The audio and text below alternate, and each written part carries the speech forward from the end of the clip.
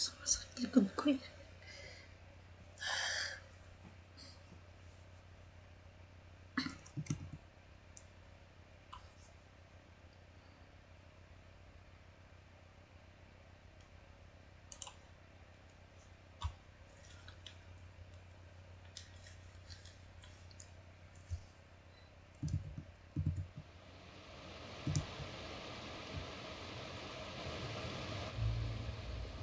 Hey, traveler, Paimon. Uy! Miss na kita, Lee. Oh, Paimon knows that voice! Over here.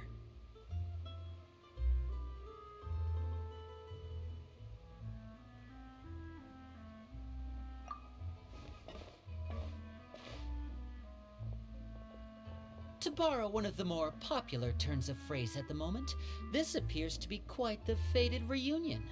Running into you two out of the blue like this has really made my day. I certainly wasn't expecting it. You can say that again. What brings you to Poisson? Wait, Paimon's got it! You must be here for one of your magic shows, right?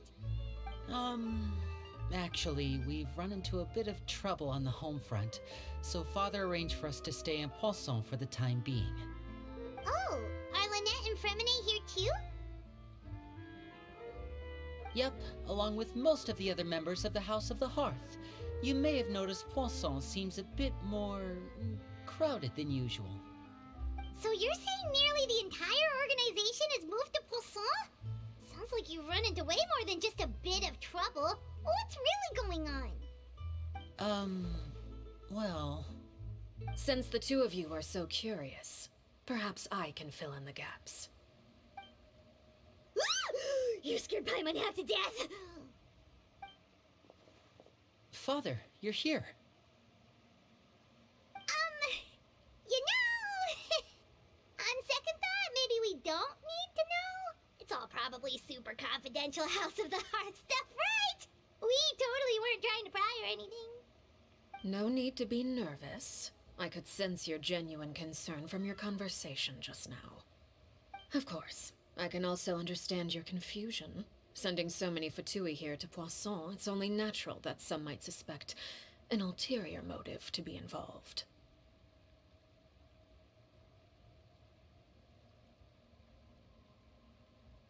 I understand. I'm well aware you've had your fair share of confrontations with the Fatui in the past, and I can't exactly guarantee that we'll remain on good terms in the future. As for right now, however, I would say we have little reason to be at odds, wouldn't you agree? The House of the Hearth could stand to be more open with those who have worked so closely with us in the past. As for the issue at hand, well, it hardly relates to any ulterior motive. To be frank, it all stems from a certain rumor circulating around the House of the Hearth. It's an internal matter. What sort of rumor? A rumor that a certain phantom child is hiding away in the House of the Hearth.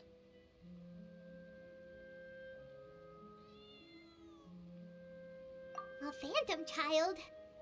Ooh, just hearing the name is giving Paimon the creeps. A spirit that should have long ceased to exist is lurking in the shadows of the House of the Hearth.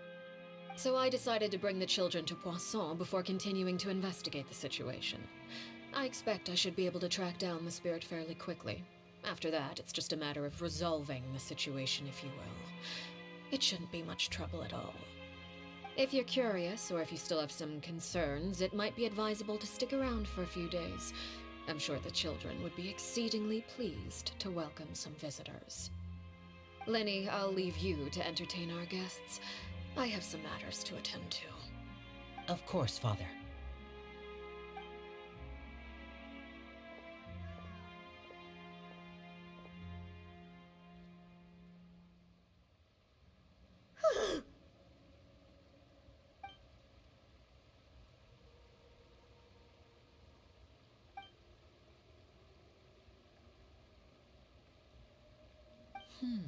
It has long been a dream of mine to invite you to our home and introduce you to my other siblings. You're quite well known in the organization already.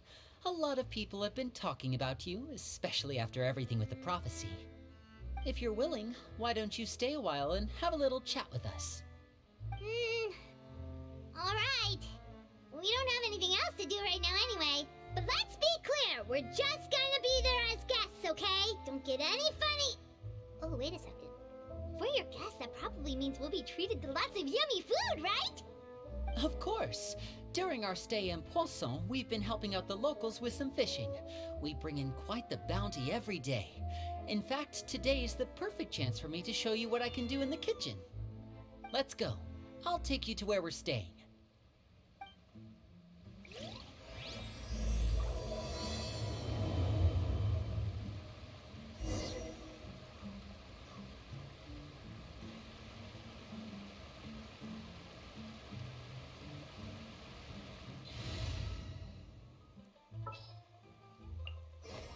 This world is full of unsolved mysteries. In many cultures, to the discerning.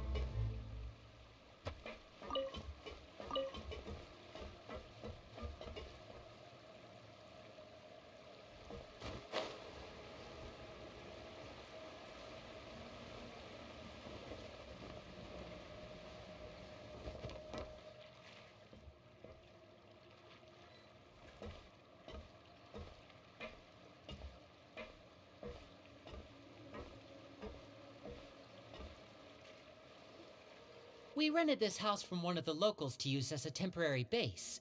I'll come back later and tidy up a bit. After that, it should be all ready for you to stay in tonight. Awesome, thanks! So, where are we off to now? Well, when I happened to run into you two earlier, I was actually in the middle of distributing some supplies. With this many people staying in Poisson, we have to bring in outside supplies every now and then. I should probably make sure the rest of these provisions get delivered, otherwise people might start to get antsy. Okay, we'll come with! There are all sorts of rumors about your organization floating around out there. Paimon's not sure if she could even take a wild guess as to what's true and what's not. But now that we finally have the chance to see a day in the life of the house, we can take a good look at how you operate! Well, you're more than welcome to come along. Just follow me.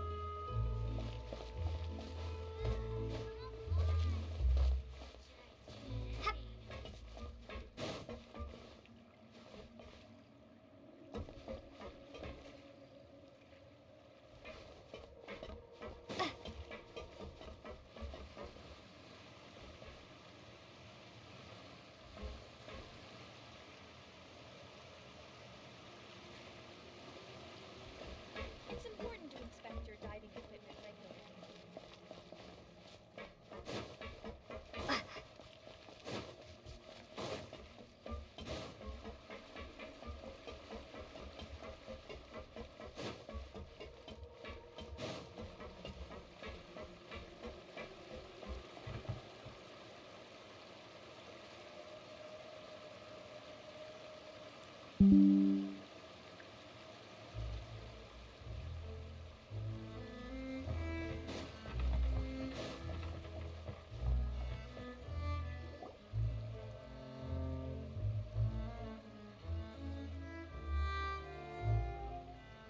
Linny!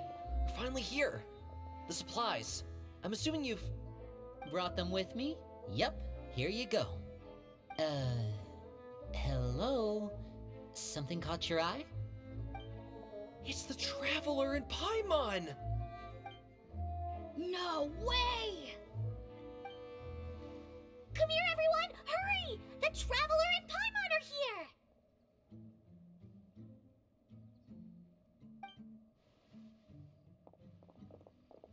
One at a time, please. Don't crowd around them all at once. We don't want to scare off our guests now, do we? Oh, it's alright! Gotta say, Paimon didn't realize we were this famous. Of course! Father and Linny have told us so much about you. Father told us about how you helped Linny. According to her, you're a trustworthy friend. And as far as she's concerned, that's pretty much the highest compliment we've ever heard her give. As you can imagine, everyone's been very curious about you. I heard the Traveler is so strong that she can move a mountain with her bare hands. I heard Paimon eats so much that she can clean out the entire pantry at Hotel Tabor in just 3 days. Wait a second! That's the rumor you heard about Paimon? Oh, not cool at all!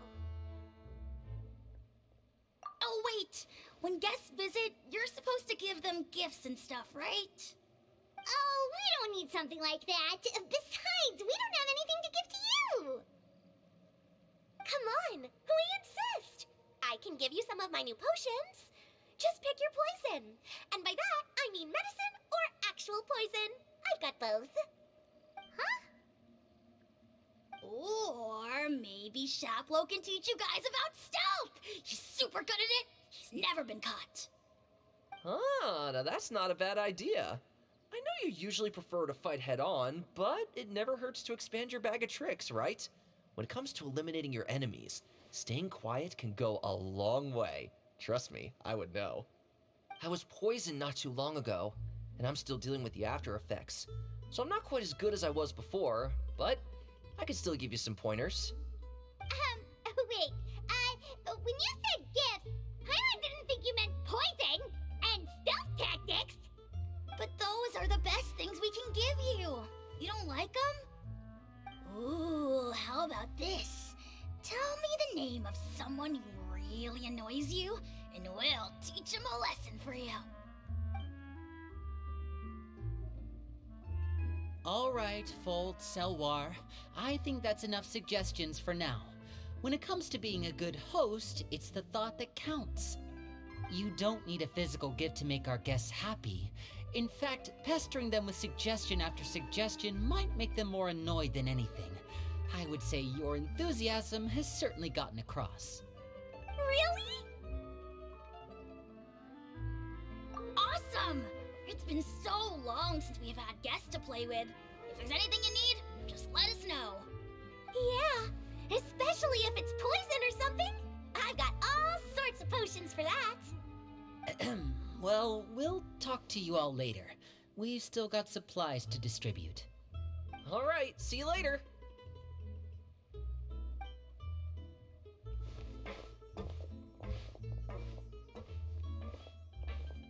Bye!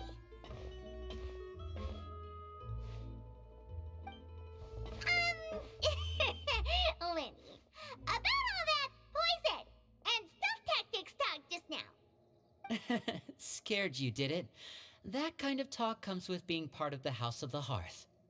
When Foltz was really young, he strangled all of his family pets, just out of curiosity.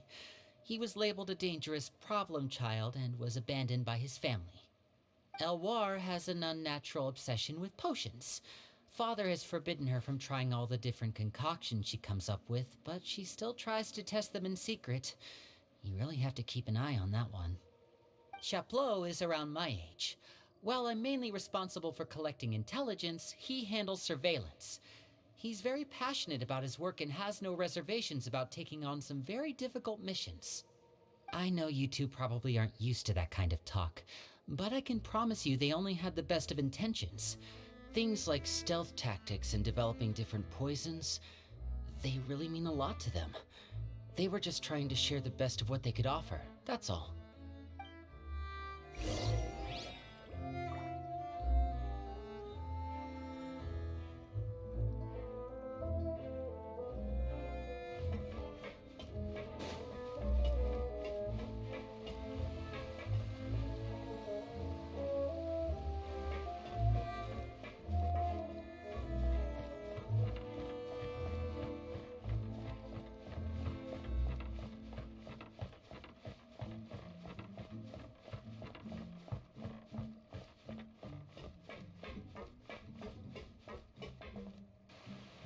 Filial, supplies are here. Thanks. And who are these two? Outsiders? Ah, allow me to introduce you. This is the Traveler and Paimon. Oh, you're the famous duo I've been hearing so much about. It's nice to meet you. I heard you've traveled to all sorts of places. Is that true? Of course! We're making our way all across to that!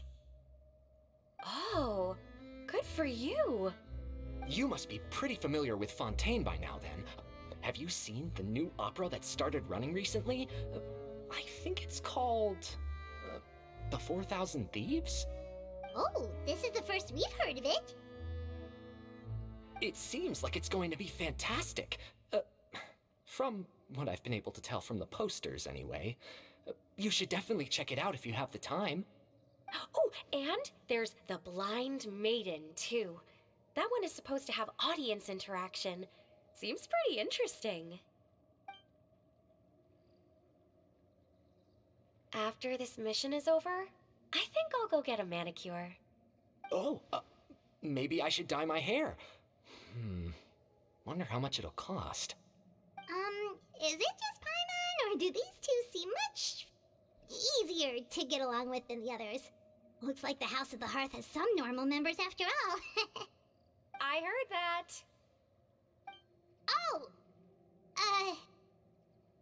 Oops. I'm guessing you're referring to Foltz and the others? Yeah, we're definitely not all like them. I bet those crazies are practically foaming at the mouth right now. I'm sure they just can't wait to get back to Snezhnaya to carry out the plan. That's enough, Filial. Don't talk about family members behind their back, right? Whatever. Let's go. Guess this is goodbye then. If you ever have some time, we should go see the opera together.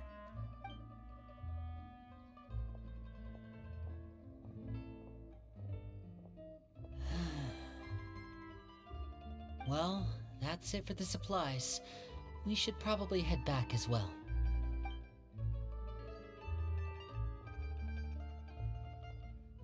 Well, they didn't seem too happy with each other. Seems like there could be something more going on here. You're right. We're only here as guests after all. Oh, Linny's getting super far ahead. Come on, let's catch up.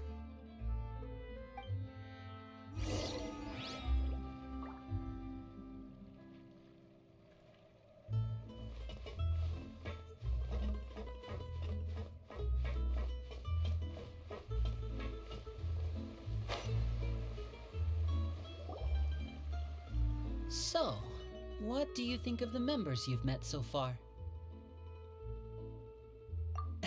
Well, Father is always encouraging us to be strong-willed and independent. So if there's one thing we've got, it's people who aren't afraid to speak their mind. Well, I should probably get cooking. Wanna join? Of course! Then let's head out and... Fremine? What are you doing here? Fremine! Nice to see you again! You too. I heard you're here as guests of House of the Hearth. Welcome. We were just going to make some food. Why don't you come along? I could use some help in the kitchen, and I seem to remember you mentioning you wanted to make seafood soup for the Traveler and Paimon. Seafood soup? Oh, Paimon's drooling already. Were you looking for something just now, Fremine? Maybe I can help. It's nothing. I just wanted to see if there were any extra supplies. Yeah, we've got some left over. What do you need? Some food and water, and some clean cloth, if possible. No problem. Give me a second here. Food, water... Wait a minute. What do you need all of those for? You're not on any missions as far as I'm aware, and you were just going to come eat with us. So what's this all about? I thought I'd grab an extra portion because I get hungry at night. Could be because I'm growing, you know? And... Fremine, you remember what I told you? You're not like me. Your lying skills still need some work. Tell me what's going on. Is it really bad enough that you have to keep it from your own brother? Maybe it'll be better if we gave them some space.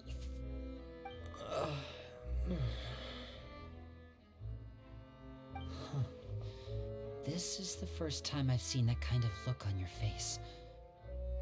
Whatever happened, does it have something to do with Father? Yes. Just follow me.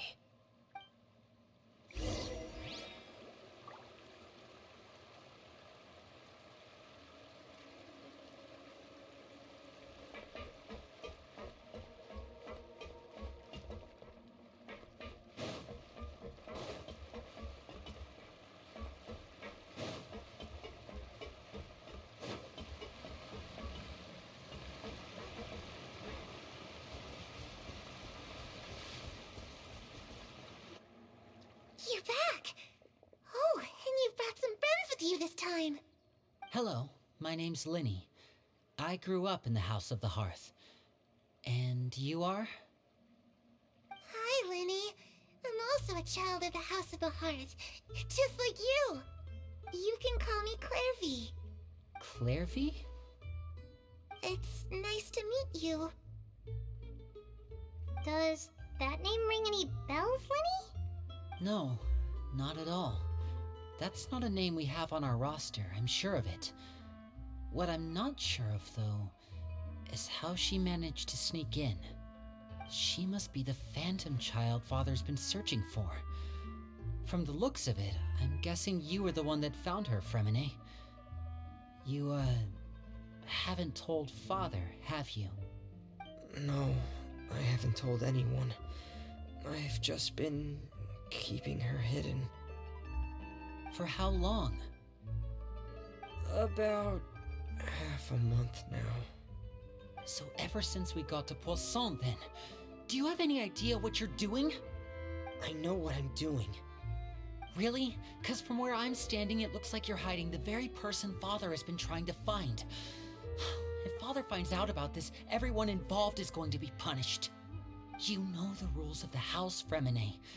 I know you do. Father doesn't tolerate any form of betrayal. So why are you doing this? I've thought it through. And I just can't hand her over like that. Linny, don't you remember last year? Sheplo nearly died after getting poisoned during that one mission. He wasn't able to get back before the poison started taking effect, and not a single person was there to help him. That night, while I was sleeping, I heard a voice telling me to go save him. I opened my eyes, but I couldn't find the source of the voice. I thought maybe I was just hearing things, but I went to look for him anyway. Luckily, I got there with enough time to save his life. That feeling of being haunted, of hearing voices, it's happened many times in the House of the Hearth. I'm sure you've noticed. So what you're saying is, that was her? She was the one who spoke to you that night? Unless there are other spirits roaming around the House of the Hearth, I don't think there's any other possibility. If Clairvy were our enemy, it wouldn't matter whether she was a spirit or an actual child. I would have acted without a second thought, because that's what Father ordered us to do. But she's been living with us, helping us from the shadows all this time. I think that makes her family. I couldn't just hand her over to be dealt with. Not when there's so much we still don't know. So what's your plan then? You can't keep her here forever. Someone is bound to find out eventually. I haven't thought that far yet. I don't want to disobey an order from Father, but I also don't want to put Clairvy in danger. Come with me. There are a couple things I'd like to say to you in private.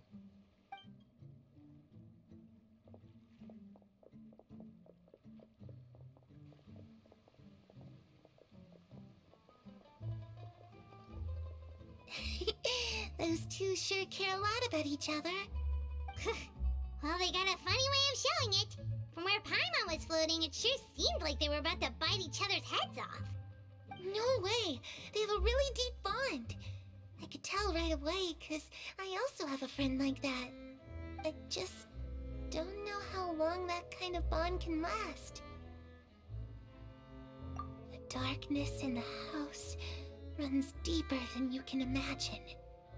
No one can get out alive. I'm sorry, Lenny. I really didn't mean to drag anyone else into this. Oh, really? You didn't mean to? 'Cause I, for one, wish you did. Huh? What do you mean? You know, when we were younger, you didn't call me Linny. You called me brother, just like Lynette. We grew up together, the three of us. We were all orphans, all rescued by father. Of all the siblings in the House of the Hearth, I think our bond was the closest. Later on, when you started calling me Linny, I wasn't actually surprised. After all, Lynette and I are related by blood. We've had to depend on each other to survive long before we joined the house. Lenny, The darkest and most difficult moments of my life happened before you and I had ever met. I'm sure that's true for you as well. Even so, Fremine, we've stood by each other for all these years now, and to me, that means more than blood. You and Lynette are the most important people in my life. No one can replace you. So I won't let you face anything alone. Not if I can help it. Oh, looks like things are getting kinda heated between Linny and Fremine. Maybe we should go check on them. Oh, it's raining. I should put my clothes away.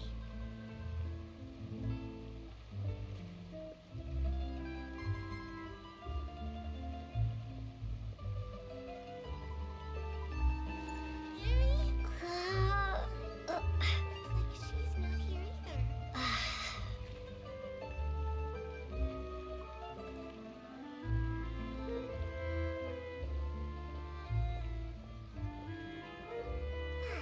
It's time to eat.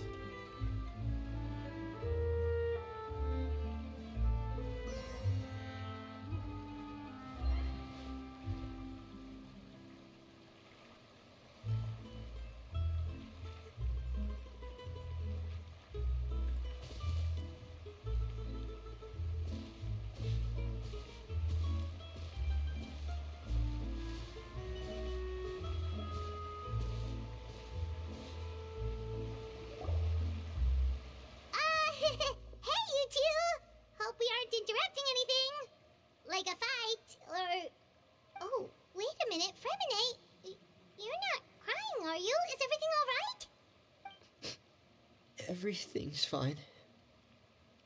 Thanks for asking. Well, we're all friends here, right? We've been through so much together, so if there's anything we can do to help, just say the word. It's just a small family dispute. It's not something our guests should trouble themselves with. In fact, it might be better if your stay ended here. What are you getting at, Traveler? When guests are around, families are often on their best behavior. And any disputes are less likely to escalate. That's what you're trying to say, isn't it? I just... Thank you. I was really hoping to keep you out of it. But even if I could think of some other reason to turn you away, I'm not sure I could convince you. I know things could turn dangerous, so I promise you this. From now on, I'll protect you like my life depends on it. Me too. Well, back to the matter at hand then. If we don't plan on handing Clairvy over to Father, then our only other option is to solve the mystery of her identity before Father is able to track her down. That means finding out where she came from and what she's doing here. Then we can send her on her merry way and pretend like none of this ever happened. I've tried that already. And? And nothing. I tried taking her somewhere really far away, but after some time, she just reappeared. She even came with us all the way to Poisson. It seems like wherever the house is, she follows. I don't know much about spirits. Do you two have any ideas? Let's see here. Paimon remembers hearing something like, if you fulfill a spirit's last wish before they died, they'll let go of whatever's keeping them here and return to the ley lines. Oh, it's just that Paimon doesn't really remember where she heard that, so it's not guaranteed to work or anything. Well, sounds like it's worth a shot. Guess that means we should go ask her about her wish. But first, Fremine, I need you to promise me something. What is it? I need you to promise me that this will stay between the two of us. We're the masterminds behind this whole thing. No one else gets involved. Can you do that for me? Of course. I promise. All right. Then let's seal the promise just like when we were kids. Fist bump on 3. Ready? 1, 2, 3. I swear.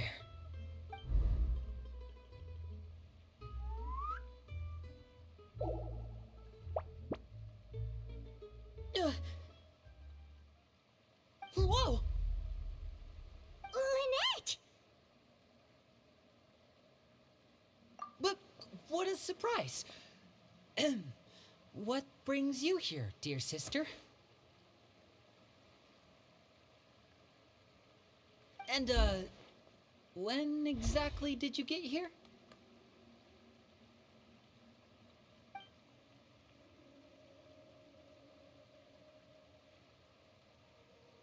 You're an idiot, brother.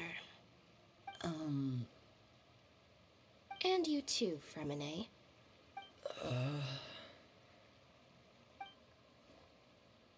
You 3, Traveler. And you 4, Paimon. Wait, what did we do? I've seen Clairvy around the House of the Hearth before.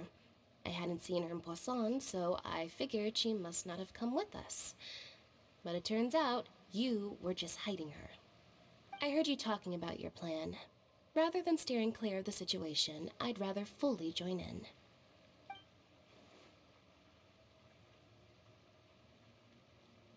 If you don't agree, I'll have no choice but to report everything back to Father. Simple as that. You're not giving us much wiggle room here, Lynette. Well, I guess we're all in this together then.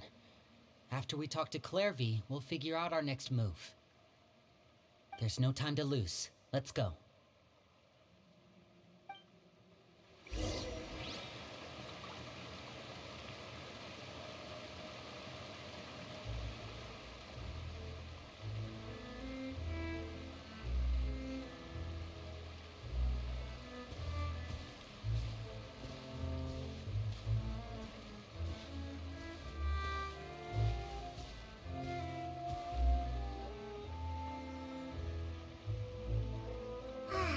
I'm full. Thank you for bringing me this food, you guys. She said she's full, but the food doesn't look like it's even been touched. That's right. Based on what I've been able to observe, it doesn't seem like Clairvy can interact with the physical world at all. Still, when she's presented with food, she'll always linger around it for a good little while.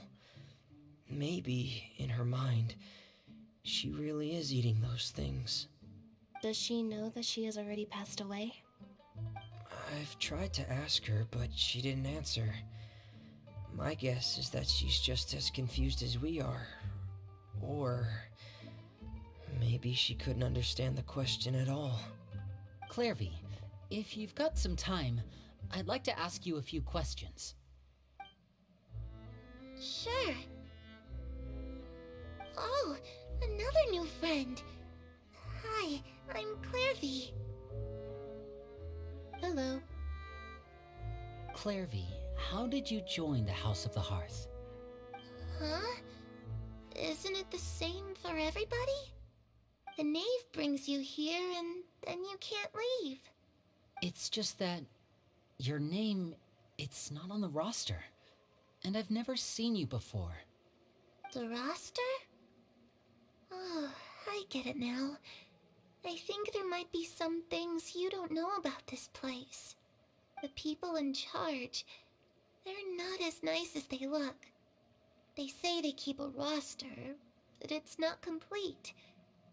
There are a lot of people who aren't on it, and never will be. In this house, some people are family, and other people are just test subjects. Those kinds of people aren't ever going to get a place on the roster, unless it's the roster of people who've been executed. Wait, does that mean the knave... She... Is there anyone that can vouch for you? Perry, she's my best friend. She's the only one I trust in this place. Have either of you heard of that name before? No. Me neither. Clairvy, Perry. Neither of those names are on the roster. But it seems like she's telling the truth. Either that, or this kid's already got a bag of tricks bigger than mine. Maybe we should try a different approach. Clairvy, do you have a wish? A wish? It can be anything you want. Just imagine. It's your birthday, you're blowing out the candles, and your wish is...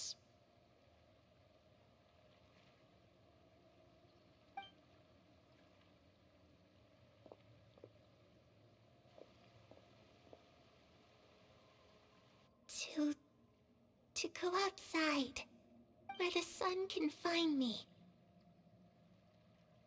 That's... it?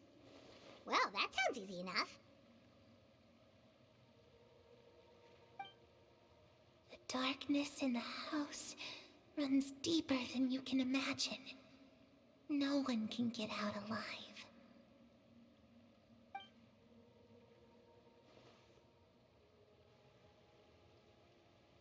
Okay, time to divide and conquer. Listen up, I've got a plan. I'll try and find a way to use basic illusory magic to take Clairvy outside and bring her somewhere with sunlight. Lynette, try and find the list of executions that Clairvy was talking about, and see if her name is on it. Fremine, you stay in Poisson. We can't be the only ones who've had run-ins with Clairvy. I need you to collect intel on everything she's said and done. Understood. I'll try my best. What about us? What should we do? I really appreciate your willingness to help, but this is a family matter. I don't want to drag you in too deep. It's too risky. Let me think. Since Father considers you to be guests, maybe you could stick by her side for a little while. You don't need to do anything except keep up some nice, casual conversation. Ah, Paimon gets it. You want us to distract her.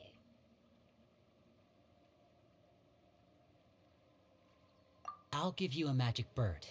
If Father suspects something, all you need to do is release it when she's not looking, and it'll alert me that something's wrong. Of course, that's only as a last resort.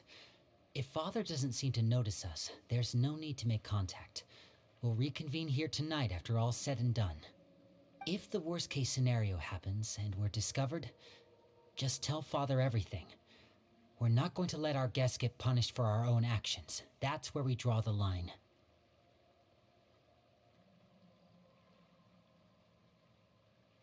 You too. Okay, this is where we part. Father should be at the beach nearby.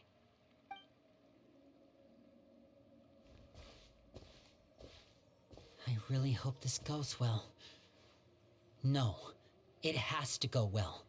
That's the only way this can get resolved.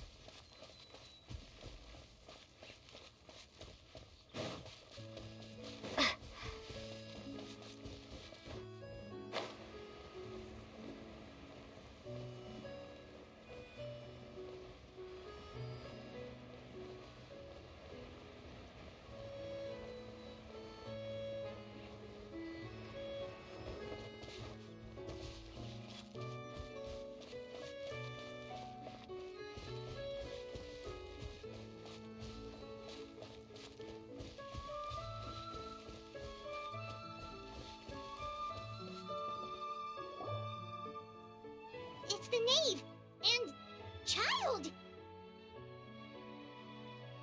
Hey, aren't you supposed to be in Snezhnaya recuperating? What are you still doing in Fontaine? Oh, it's you two. I didn't expect to run into you here. I was unconscious for quite a while after the fight in the Primordial Sea. After I woke up, I realized I was being taken back to Snezhnaya, and well, I couldn't have that now, could I? Not when I've still got unfinished business here in Fontaine. So, I mustered up all my strength and made the journey back on my own. What sort of unfinished business are we talking here? It has to do with Skirk, my master. I really wanted to meet up with her, but by the time I got back, she'd already left. I still have so many questions for her. Without any other leads, all I could do was ask the knave to help me track her down. She must have left behind some traces from her time in Fontaine. Oh, okay, so have you found any clues? Unfortunately, no. While the House of the Hearth is adept at collecting all manner of intelligence, certain existences can still manage to escape our purview. Basically, unless Master feels there's a need to meet with me, she's not going to be found. But that problem has an easy fix. I just need to become stronger, and then... Paimon thinks you should focus on getting better first. The worst of it is over. It's all thanks to that one kid from the House of the Hearth. Elwar, I think her name was. She gave me a bunch of random potions to drink. They didn't go down easy, let me tell you. Pain and chills all over. But they really did help speed up my recovery. And that's good, because it looks like I really do have to head back this time. The old man's been putting the pressure on me. He sent someone to tell me I'm needed for some sort of project. Project Stuja? Yeah, that's the one. I heard Regrader's involved too. I'm not looking forward to having to listen to all his monologuing, that's for sure. Hey, maybe you could think of a way for me to stay in Fontaine for a little longer. Helping Linny and the others brush up on their fighting skills would be far more interesting. If you and I could spar, that would be even better. I've been waiting for a chance to see you go all out. And what a sweet little daydream that is. But I also have a role to play in all this. I'll be leaving Fontaine shortly as well. Besides, considering how little they see fit to step outside the homeland, being called on to return to Snezhnaya by such illustrious dignitaries, what a great honor. Wouldn't you agree? One I could do without, I'd say. Is it just Paimon? Or does it kind of seem like they're... So, dear guests of the House of the Hearth, to what do I owe the visit? Well, we just... Right! We're super close to Linny and the others, but we still don't know much about you! Is that so? Introductions have already been made, have they not? Oh, well, you see? There's only so much you can learn about someone from a short introduction. At least tell us something a little extra, like... Why do you call yourself father? Good question. I'd also like to know. The fact that you have to ask tells me our intelligence work has been quite successful. Telling you the answer to that question would only serve to undermine that success. And we can't have that, now can we? Spoken like a true diplomat. That was some expert sidestepping right there. Well, if there's nothing else, I think I'll take my leave. I still have a small matter to resolve at home. Wait, don't go!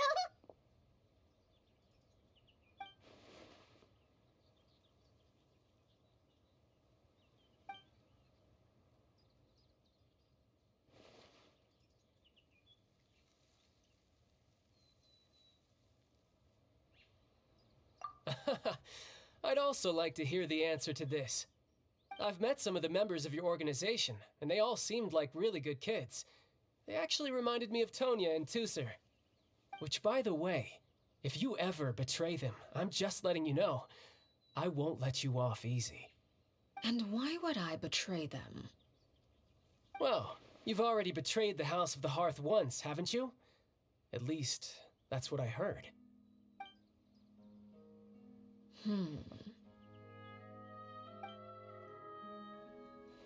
Okay, I admit. That's just what the old man told me. The rooster, I mean.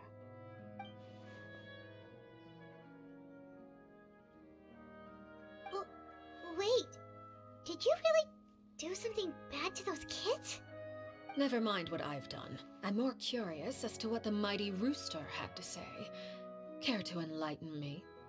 Ah, well, nothing much. Just some stuff about you taking out many other members of the House of the Hearth, and even going so far to attack your own family. I see. Huh. Based on your reaction, I'm guessing it's all a bunch of lies. Hardly.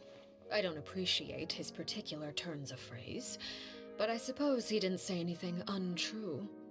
Although, it would be more accurate to say that there is a certain level of prejudice involved, but I don't intend to clear that up just yet. Prejudice has a funny way of concealing the real truth behind certain things, an attribute that I find to be quite advantageous.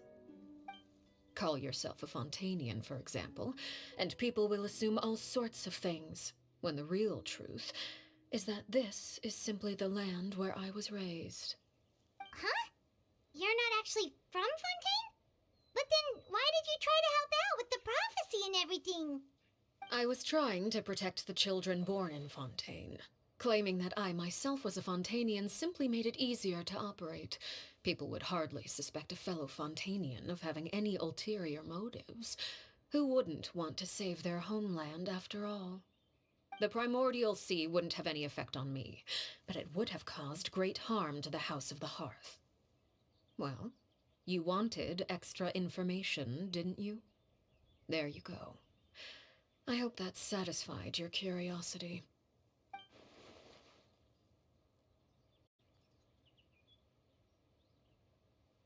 So, you stayed in Fontaine for the kids. I guess I was wrong to believe you'd betray them. Apologies. Looks like I was holding on to some prejudices myself. Good. Like I said, I like it when others have misconceptions of me. Actually, while I was recuperating at the House of the Hearth, there was something else that really caught my attention. I heard that members always resolve disputes and arguments with a friendly spar, and the loser has to back down. Seems pretty cool if you ask me. Would also give them plenty of opportunities to hone their skills. Well, that's only a recent development. In the past, such spars weren't nearly so friendly. The losing party would lose everything, including their life. They were that high stakes? Whew, at least that's not a thing anymore. Well, the current atmosphere's not half bad. I'm a bit jealous, actually. You've got so many family members around you, and you even get to live with them. Having a lot of family around means dealing with a considerable amount of bickering and scheming. Once Tonya and Tusser enter their rebellious phase, I'm sure you'll understand. Just imagine. Tusser becomes obsessed with plucking out strands from the rooster's mustache, or Tonya decides to dye her hair 42 different colors. Okay. I get the picture.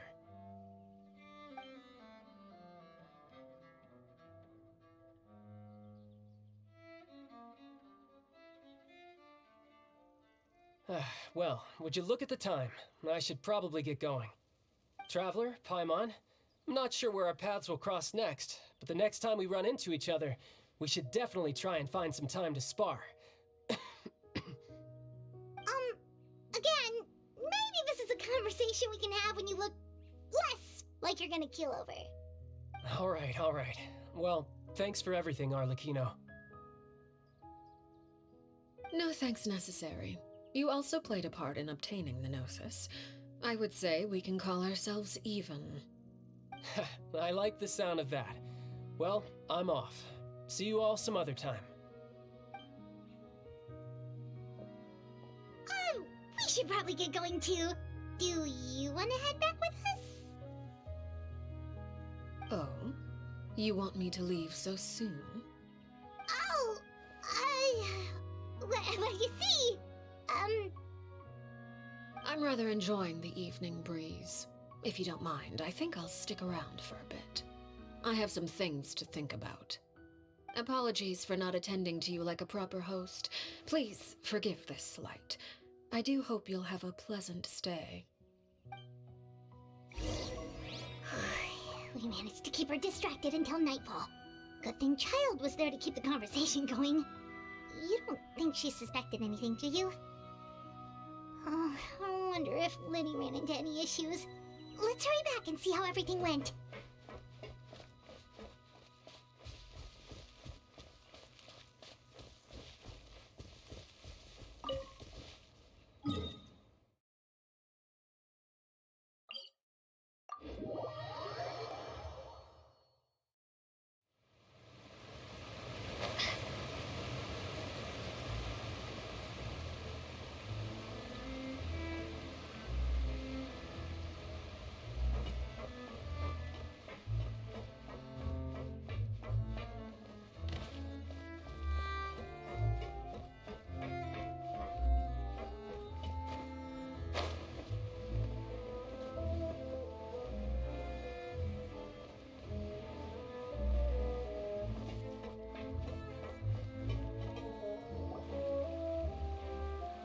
Winnie, how did everything go? Well, long story short, we ran into a small issue. Clairvy can't go into the sunlight. Everything was fine at first. She followed me up to the surface just like I told her.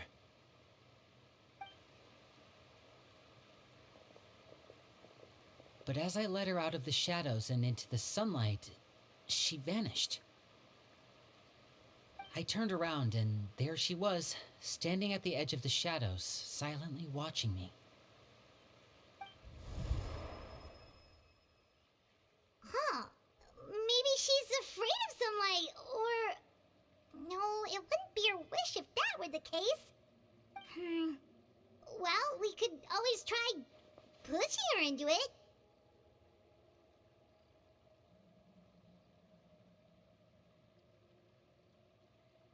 Oh, true.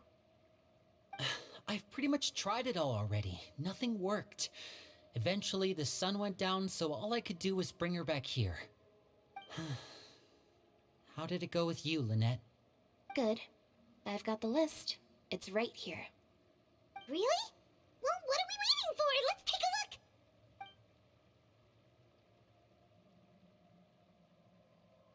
Oh, that's a lot of pages. Oh, it's gonna take forever to get through it all. We can each take a section. Here. La Pouillade, l'endroit, Chambel, horaire.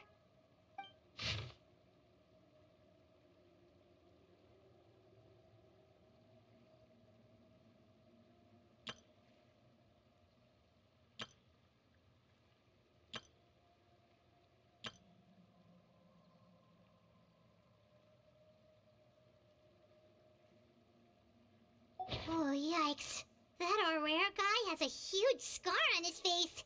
He's kinda giving Paimon the creeps. Ah, I've met him before. The scar is from an injury he received during a mission. I still remember him joking with me about it. He said any future lover would take one look at him and then lose all interest. Did he say anything else? Well, I asked if there was someone he was interested in. He said no, and that's where our conversation ended. It was only later that I learned he really did have someone he liked. He risked everything to escape so he could be with her, but it didn't work. One day, Father asked to see him, and, well, I never saw him again after that. Wait, so that means the knave, she... It may seem cruel, but it's just one of the rules of the house. Betrayal is not to be taken lightly. We know too many secrets to come and go as we please. So, if you do try to leave, you pay with your life.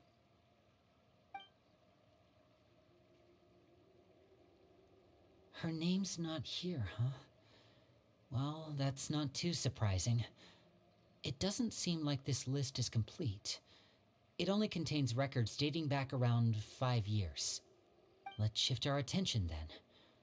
Fremine, were you able to find anything out? Fremine. Sorry. I was thinking about something. I managed to talk to quite a few people, but I couldn't help but notice that the atmosphere in the house was a little... strange. Strange. Yeah, I mean, I know there have been arguments in the past, times when people haven't gotten along. Chaplot and Filial are a good example of that. Oh, those are two of the people that we met while delivering supplies. Paimon can see how they might not get along. They had very different vibes, and their, interests seem to be pretty different as well. That's to be expected, actually. Father brought us all here, shared her knowledge with us, taught us how to fight. That's one thing we all share. But that's also where the similarities end. Not all of us feel the same desire to stay here. As members of the House of the Hearth, we're also considered part of the Fatui. And to a lot of people, that's an identity they never asked for. Certain members get older and realize they want something else for themselves. But considering the rules of the House, most people would never say that out loud. People like Chaplot and Foltz are loyal to Father and her vision. They're proud to be part of the Fatui. Filial and Nantoy, on the other hand, well, they aren't quite as enthusiastic. These kinds of conflicts have always been there. It's not like Father is in the dark about any of this. Well, that's true. But it just feels like things have gotten worse lately. Filial and the others, it seemed like they were meeting in secret to talk about something. I can't say for sure, but I think they've met Clairvy. You think she's been inciting them to act out? No, not exactly. But I wouldn't be surprised if she said something to them about the darkness in the house and how deep it runs. She's told me about it before. Experiments being run on children. People being used as pawns on the battlefield without so much as the strength to survive. And they just believed all that? Without any evidence? Clairvy's words probably gave them the excuse they were looking for. Whether they actually believe them to be true is secondary. This is all because of Project Stuja, isn't it? Whoa. Hold on a second. What's this Project Stuja all about, huh? This is the second time it's come up now. Sorry, but I'm not sure of the details either. I only know what Father has told us, which is that it's something the Rooster and Regrator have been working on together. Apparently, it has to do with the Fatui's strategic plan for the future. Because the House of the Hearth was so successful in obtaining the Gnosis, we now have the honor of playing a key role in Project Stuja.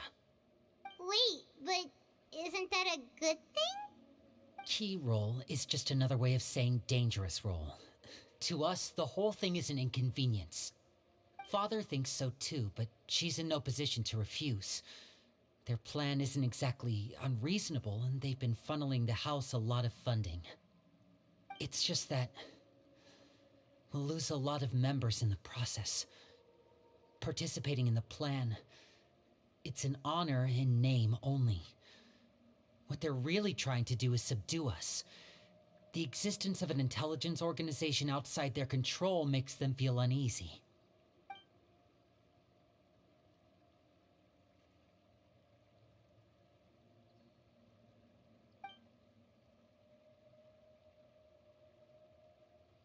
Okay, super complicated top secret Fatui business aside, what does all of this have to do with the conflicts you were talking about earlier? Paimon doesn't get the connection. External pressure has a way of exacerbating internal strife. You can't overlook the power of fear either. People are afraid of dying. and that fear is often the impetus for a lot of stupid decisions. I thought resolving the Clairvy situation would make everything go back to normal, but it looks like things are more complicated than I thought. If we leave Filial and the others to their own devices, sooner or later, Father will be forced to take action. We can only focus on one situation at a time, brother. You're right. Even if we confront Filial and the others, it won't do any good. It might even make matters worse. We should focus on Clairvy for now. Well, it's getting late. We should head back and get some rest. We'll try again first thing tomorrow. Lynette, you stick with me this time. Fremine, keep a close eye on Filial and the others. Make sure they don't do anything they'll regret. Good work today, everyone. Have a good night, and I'll see you tomorrow.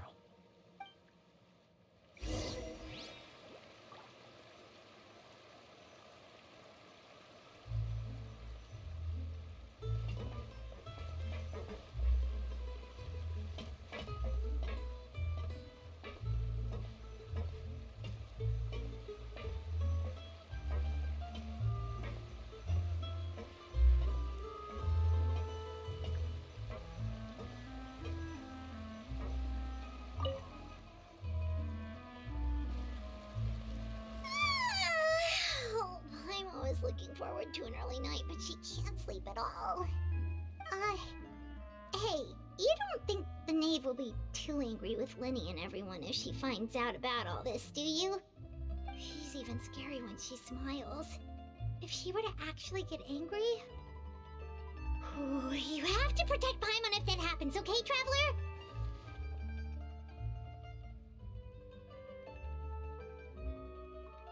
Oh, well, in that case, we should just plan on running away. We'll grab Linny and the others and we can make a break for it as fast as we can. Look! Look over there! Quick! Let's catch up with her before anyone sees!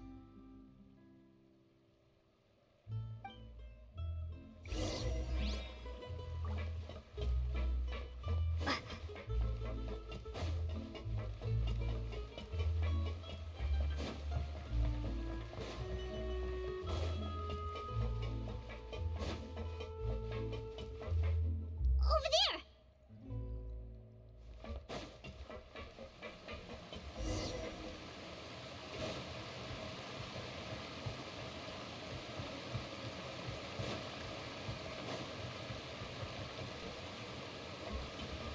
Oh, where is she going? Oh, if someone sees her, we're toast!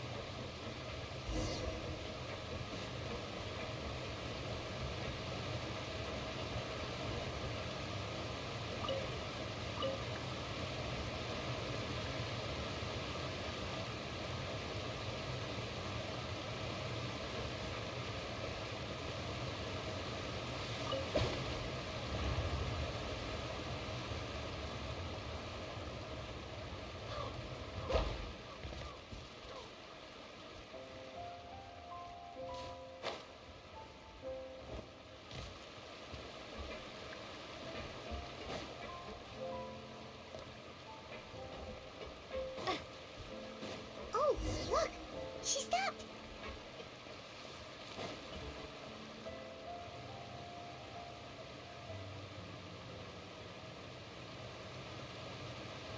Clairvy! Shh! I opened the window while no one was looking.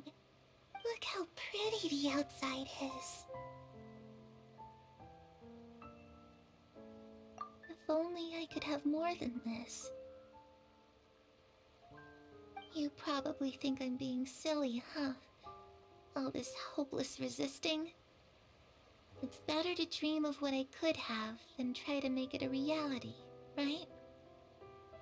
Please, help us get on the same page here, Clary.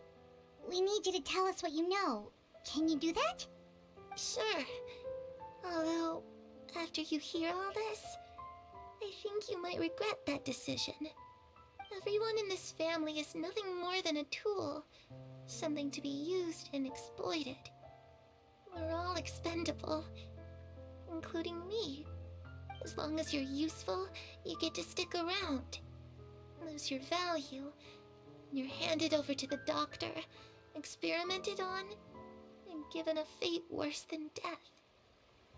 I've seen it happen again and again, and I've had enough. You're saying the knave did all that? It's just, that doesn't seem like something she would do. She's scary and all, but it seems like even she has lines she wouldn't cross. I knew you wouldn't believe me. Everyone thinks she's a good person. They all think of her like a real mother. Mother? But she doesn't deserve that title. She's disgraced it and tarnished it. And if I had things my way, I'd never see her again. If only Perry were here, she'd understand. Perry. There's that name again. Also, Paimon's getting a strange feeling. It almost feels like she's not really here with us. Paimon can't tell if she's actually talking to us or if she's mistaken us for someone else. Well, in any case, it seems like she really needs someone to talk to. We should keep her company for a little longer. She looks so young. But it seems like she's been through a lot. It's getting windy. I should close the window. Ooh, look at the moon. Isn't it pretty? Hey, wanna hear a secret? I heard that if you look up at the night sky in Snezhnaya, you can see the aurora. It's supposed to be super pretty. Even prettier than the moon tonight. Perry and I promised each other that once we're older, we're gonna go see it together. But I can't find her. I'm worried she's also been... No, that wouldn't happen to her. She's special. Mother likes her a lot. I should really go talk to Mother, but we just fought. She doesn't want to see me, and I'm too scared to face her. What should I do?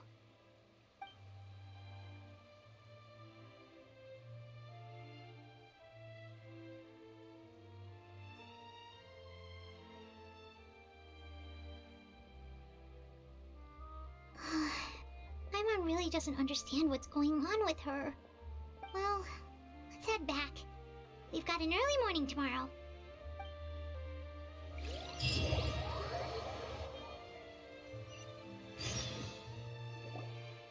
All right, looks like we're all here. Let's go ahead with the plan. Oh? What is it? What makes you ask that? Well, we kinda ran into Clairvy last night, and that's what she told us. We met the doctor back in Sumeru. He's super dangerous, and he's done all sorts of bad things. It's possible that Father and the Doctor have had certain dealings, but I don't think Father would work with him. We're not really on the same side, so there's not a lot of trust between them. That doesn't exactly set the stage for a successful partnership. I did hear, though, that when Father first became a Harbinger, the Doctor offered to work with the House of the Hearth. Father rejected most of his proposals, except for one. It had to do with some sort of secret experiment. Secret experiment? Could that be what Clairvy was talking about? I don't think so. I don't know any details about the experiment itself, but I do know it's an entirely independent operation. The Doctor only proposed a direction for the research. That was the extent of his involvement. I still don't think that counts as working together. The details of the experiment are confidential, but complete records are kept on all participants. That doesn't seem to be the case with the situation Clairvy referred to. I know you don't agree with some of the Fatui's methods, and I'm not asking you to. But I am asking you to trust us on this. The House of the Hearth has its own principles. There are certain lines we're not willing to cross. Alright, that's good to hear at least. Clairvy seems to think the knave and the doctor work together to do something horrible. If that turned out to be true, Paimon doesn't know how he would even face you guys. It's just that it doesn't seem like Clairvy is lying either. The easiest thing to do would be just ask the knave directly, but Paimon doesn't think she'd tell us. Father didn't come back last night. She's probably still near the shore. We'll be counting on you to distract her. Lynette, you're with me. Fremine, you know what to do. Be on your guard, everyone. All right, let's get to it.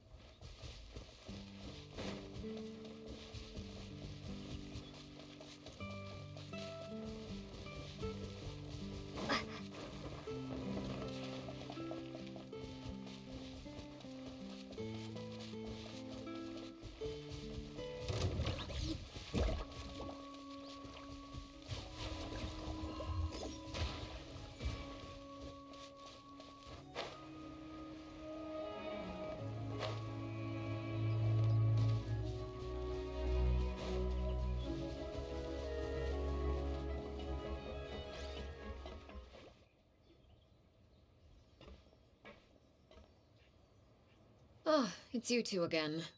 I must say, you look a bit pale. Did you have trouble sleeping last night? A little. Perhaps if you had less on your mind, you'd be able to absolve yourself of such troubles. So what are you planning to do now? Catch up on some sleep? Or should I give you some time to rack your brain for a topic to discuss before I ask any questions? Although I must profess to being curious. Without Child here, how do you plan on distracting me? Us? Distract you? A good one. But no, we were just here for a chat. Looks like you could have used some extra time to think. No matter. If you don't have any other plans, why don't you accompany me somewhere? Don't worry. I'll be sure to steer clear of any scheming children. The ocean breeze is sure nice today. Children always think they can hide things from the grown-ups. But nothing gets past me. Least of all a little scheming. I think I'll let them have at it for a little longer. I can be very patient. Well, I'll leave you to think things over. If you're so inclined, meet me outside the Palais Mermonia. Good things come to children who do as they're told. So I do hope you decide to tag along. If only for your friends' sakes. What should we do? She clearly knows about everything we've been doing, and Paimon doesn't think it'd be a stretch to say she was threatening us just now.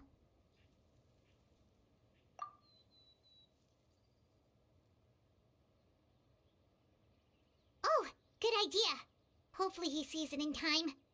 Well, we should probably head to the Palais Mermonia. Paimon doesn't want to find out what happens if we don't show up. Based on what the knave was saying just now, it sure didn't seem like it'd be anything good. Okay, then we probably shouldn't keep her waiting. It seems like Linny and the others are on thin ice, so let's do our best to not get them in any more trouble.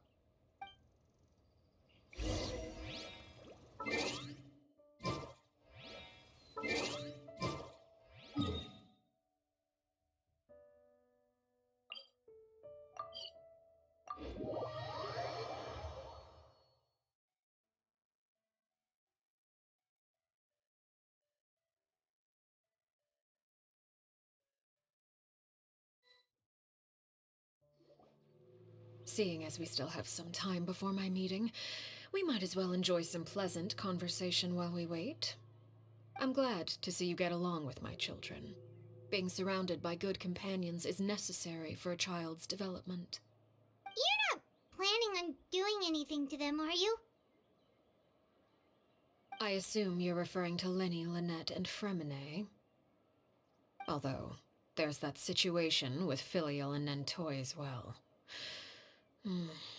It appears quite a few people have been acting out lately. No matter. I'm not one to discriminate. All those who betray the house meet the same fate. There are no exceptions. Does that mean you're going to kill them? Oh, are you here to beg for their lives? I'm sorry to disappoint, but the rules of the house change for no one. In my organization, everyone is responsible for their own actions. But don't you care about them at all? They really respect you. They even call you father. You must feel something for them. Any organization in which feelings come before principles is one destined for ruin. The House of the Hearth is hardly an exception. You could say our principles are more stringent than most. Perhaps I can offer you this consolation at least. As our guests, you two will not be held accountable along with them. I would imagine Linny, Lynette, and Fremine will be able to keep their lives. As for Filial, Nentoy, and the others, I'm afraid there's little I can do. They can try to escape, but once you know our secrets, there's no getting out alive. But that's awful. Ah, you seem concerned. Out of consideration for my guests, I suppose I could turn a blind eye for a little longer. If Linny and the others manage to dispose of Clairvy in the meantime, all evidence of their wrongdoing will be lost. In that case, I could hardly punish them for something I couldn't prove. If their efforts are unsuccessful, on the other hand, all will be held accountable, and the punishment will be severe. Of course. Oh, and here, I believe this belongs to you. Do try and keep better track of it next time. It takes a considerable amount of time to train a bird like this. It would be such a pity if you were to lose it. Permanently. Wait, where did you get that? Well, I'm afraid that's all the time we have to chat. Now, for the matter at hand. I asked you to meet me here because I have business at the Palais Mermonia.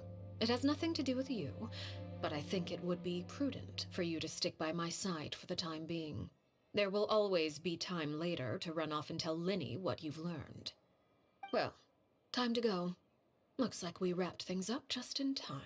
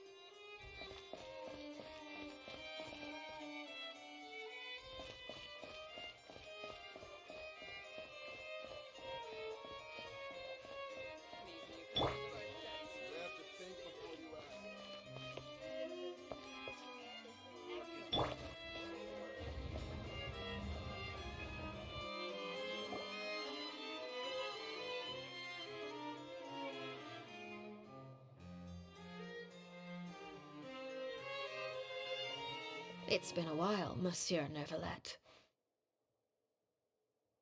I must say, I wasn't expecting my meeting request to be approved quite so quickly. The Palais Mermonia operates with an efficiency worthy of admiration. It is only right that an esteemed diplomat such as yourself should be afforded the proper level of respect.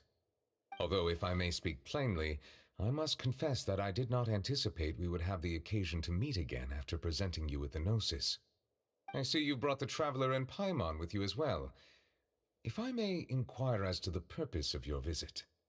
I'll be departing Fontaine shortly. There is, however, an outstanding matter that I would like to see resolved before I go. It requires a rather lengthy explanation, I'm afraid. So I took the liberty of explaining everything in this proposal. Please review it at your leisure, Monsieur Neuvillette.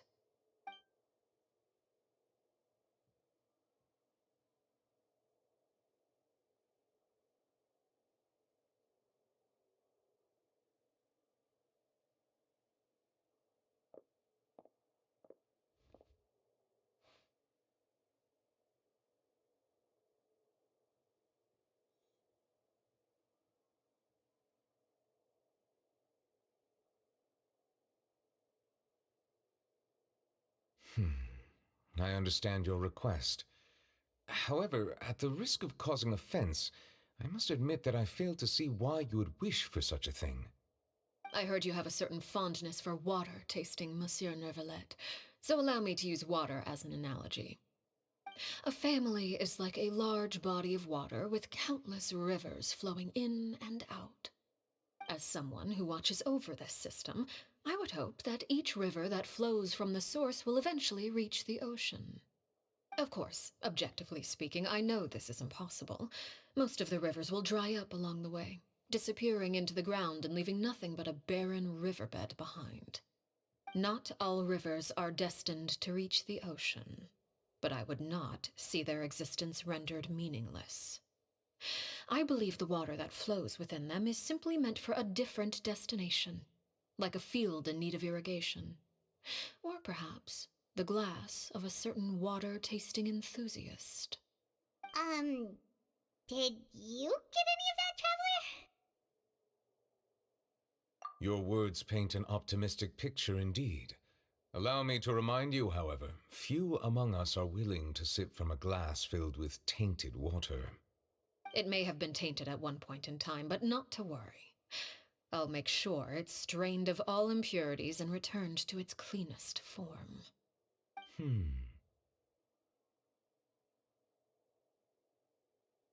I seem to recall there being a transactional aspect to your proposal. Perhaps you could expound on that? If you accept my proposal, Monsieur Neuvillette, I will gradually withdraw my forces from Fontaine.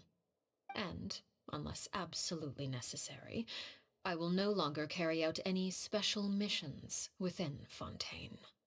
I presume I can take your words to mean that, in the future, cases similar to the Tartuffe assassination will cease to cross my desk? Tartuffe? Ah, that thief who embezzled funds from all those charities, you mean? My deepest condolences to his family, but without any evidence, I cannot imagine how the House of the Hearth might have been involved in his passing. Of course, if you accept my proposal, Monsieur Neuvillette, I'm sure certain measures could be taken to reduce the frequency of such troubles. You choose your words carefully indeed. In that case, I am inclined to accept your proposal. My thanks for your generosity, Monsieur Neuvillette. Well, with that settled, we should be going now.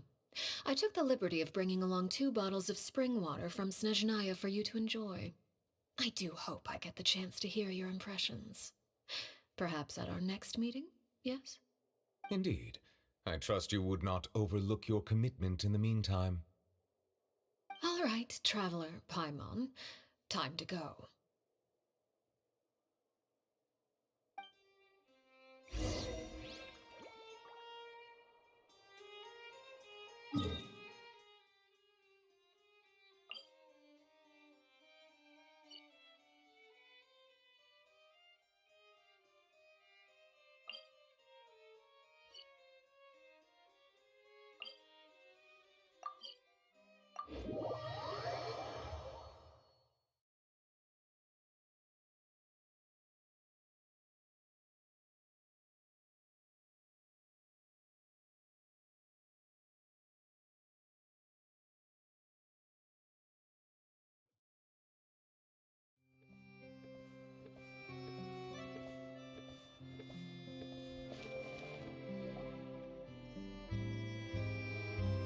So, what exactly were you talking about back there? Paimon only heard you mentioned some rivers, a large body of water, and then some kind of irrigation scheme. You really want to know? I would imagine there might be more pressing concerns at the moment. Winnie, Paimon really hopes everything's going okay.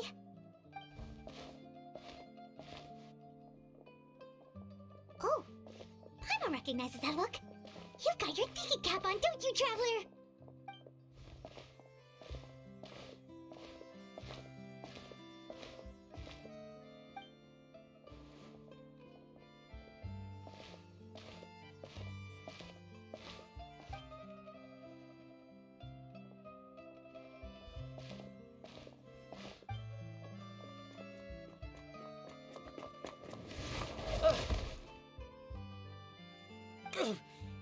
Oh, shoot.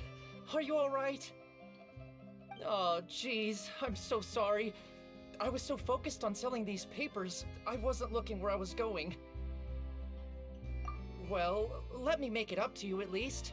Here, take this paper. On the house.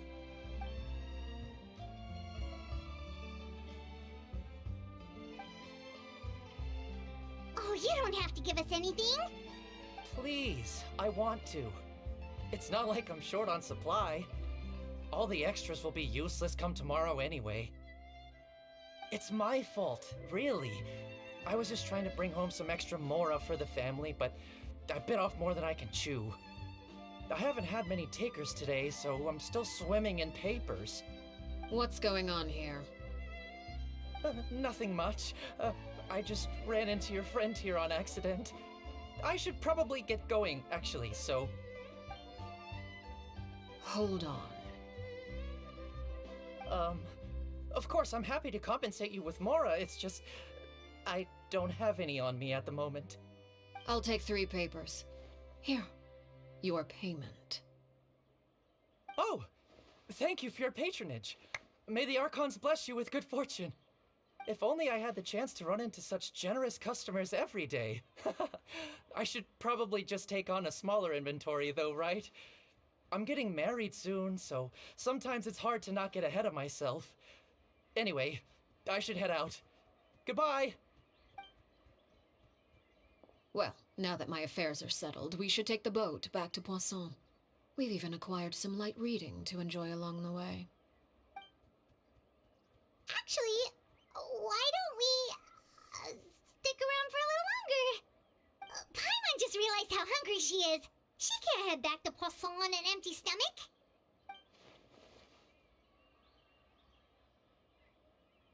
It appears you two are under the impression that delaying our return will somehow alter the situation in your favor. I'm sorry to ruin your fantasy, but your efforts are meaningless. That being said, I could be persuaded to give Linny some extra time. I just have one condition. If you agree to my request, I'll even answer some of your questions. You're quite curious about Clairvy, are you not? And my relationship to her. Wait, why are you being so generous all of a sudden? You're not gonna ask us to do something bad, are you? You overestimate yourself. You don't have the talent for bad things. Then what can you possibly... The most important consideration in a negotiation is that both sides receive something they want. Demands and threats only get you so far. Wonderful. Here it is.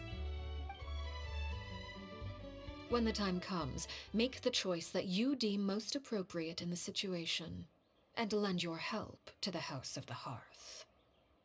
Okay, sounds normal enough. But what do you mean, when the time comes? When is that supposed to be? That is for you to decide. Then we have a deal. Follow me.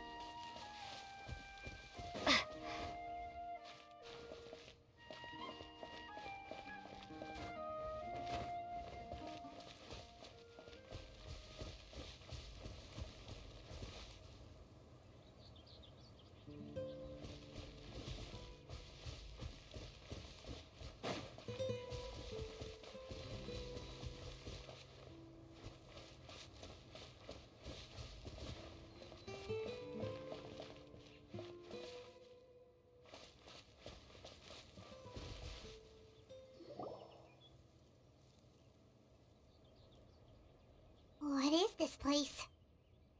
Somewhere long forgotten by everyone. It used to be a grand building. Now it's nothing more than a pile of rubble. No one comes here anymore, nor does anyone care about what once happened here. Although, this place does have something to do with the story I'm about to tell you. It was before I became a Harbinger, and before Linny and the others joined the House of the Hearth. Due to certain events, I first killed Clairvy and then her mother. And this is where it all happened. You were the one that killed Clairvy? Patience now. Allow me to explain Clairvy's side of the story first. I'll start from the beginning. Clairvy was 6 years old when she was brought by her mother, Crucibina, to live in the House of the Hearth. From the outside, it seemed like a fairy tale. A thriving family made up of kind adults and friendly children. Crucibina was the knave at that time, and the House of the Hearth was under her control. She was Clairvy's mother by blood, but she was also the mother to all the children in the house. Clairvy was happy here, for a time. But she quickly realized that being part of this family wasn't a fairy tale at all. It was a kind of purgatory. Purgatory?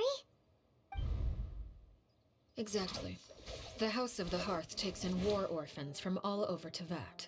But as for how to raise them, that depends entirely on the person in charge. Crucibina came up with a novel idea. She would teach the children to fight, force them to duel each other, and then crown as the king of the house the child who proved themselves most worthy of inheriting her title. It's difficult to estimate the number of children who died or were maimed in the process. There's little I can say about the ones who died. The ones that emerged with permanent injuries, on the other hand, well, they still served a purpose. They would be handed over to the doctor to be experimented on, or sent away on dangerous missions. Nothing more than tools to be used and then discarded. So those were the experiments Clairvy was talking about. But what actually happened to her? You said that Clairvy was Crucibina's daughter, so if Clairvy tried to convince her to stop what she was doing, Crucibina probably would have listened, right? Despite being Clairvy's mother, Crucibina cared little for her daughter. She forced Clairvy to join the House of the Hearth only as a means to demonstrate her own impartiality as a mother, to prove that she treated all her children equally. Clairvy did try to convince her mother to change her ways, but it was to no avail. After her efforts failed, the only other option was to rise up and try to fight back. Unfortunately, the other children had already been thoroughly indoctrinated into the illusion of happiness Crucibina had created. Of course, there was one exception. Someone Clairvy's age who knew the truth about the House of the Hearth. Her name was Peruere. Wait, the friend that Clairvy mentioned? Friend, huh? I suppose we can call her that for now. Clairvy was a cheerful and passionate person with a tenacious spirit. Peruere, on the other hand, was rather cold-blooded. Her cold-blooded nature allowed her to see through Crucibina's facade. Yet, it was also this cold-bloodedness that prevented her from acting against it. At least at first. While Clairvy longed for freedom, Peruere was convinced that, amid all the fighting and violence, she would make it until the end. Despite their differences, the two became fast friends, united by their knowledge of the truth. Clairvy told Peruere that she hoped to create a real family, where no one would be killed or sacrificed. There may have been a certain naivete to her ideas, but Clairvy proved her determination many times over. She tried countless times to run away, ask for help, or expose the truth. But her efforts only earned her beating after beating. The only thing that kept her going was her strength of will. Even with her body racked with pain, she would still stand on her tiptoes and open the window at night. She and Peruere would look out at the moon together, a fierce longing for freedom shining in her eyes. But one day that light simply vanished. Oh no. What happened? Her hopelessness resulted from a culmination of things. 10 years had passed. 10 years worth of failure after failure. She and Peruere weren't children anymore, but finding any chance to escape still seemed as hopeless as ever. It was during this time that Peruere suggested a new plan. If escaping was out of the question, why not take down the very person sitting on top of this throne of lies? Mother herself. Clairvy rejected that proposal. She claimed that, as a famous harbinger, Crucibina possessed an unimaginable amount of power. Trying to kill her would have an incredibly low chance of success. Clairvy never gave another reason, but Peruere could see it written all over her face. Clairvy still thought of Crucibina as her mother. Killing her own flesh and blood was a line she couldn't bring herself to cross. If she couldn't escape and fight back, then only one option remained. Precisely. Death was the only way that she felt she could be free. It happened during a duel. When she arrived at the dueling ring that day, her partner turned out to be none other than Peruere, the very person that had stood by her side all those years. It was a fierce battle. But ultimately, Clairvy decided to let Peruere end her life. From that moment on, Peruere's journey was one written in flames. When the rain finally came and washed it all away, there she stood, the sole victor in Mother's endless game of slaughter, a trail of corpses strewn across her path to success. It was the very result she had predicted 10 years prior. Even then, she believed she would make it until the end. She wasn't surprised by the fact that she emerged as Mother's undisputed heir. Rather, her success left her with an inexplicable sense of restlessness. She was unsettled, and there was only one thing that could quell that sensation. Perhaps you two would like to take a guess as to what it was? Crucibina, you mean? But... Correct. This is the place where Peruere killed her best friend. A mere year later, this is also the place where she fought tooth and nail to kill the mother they shared. The moment she acted, any conception of what was right or wrong ceased to matter. It's one of the principles of the house. Only those who survive get to write the rules. Peruere won the battle, and became a harbinger herself. After which Her Majesty, the Tsaritsa, bestowed upon her a new name.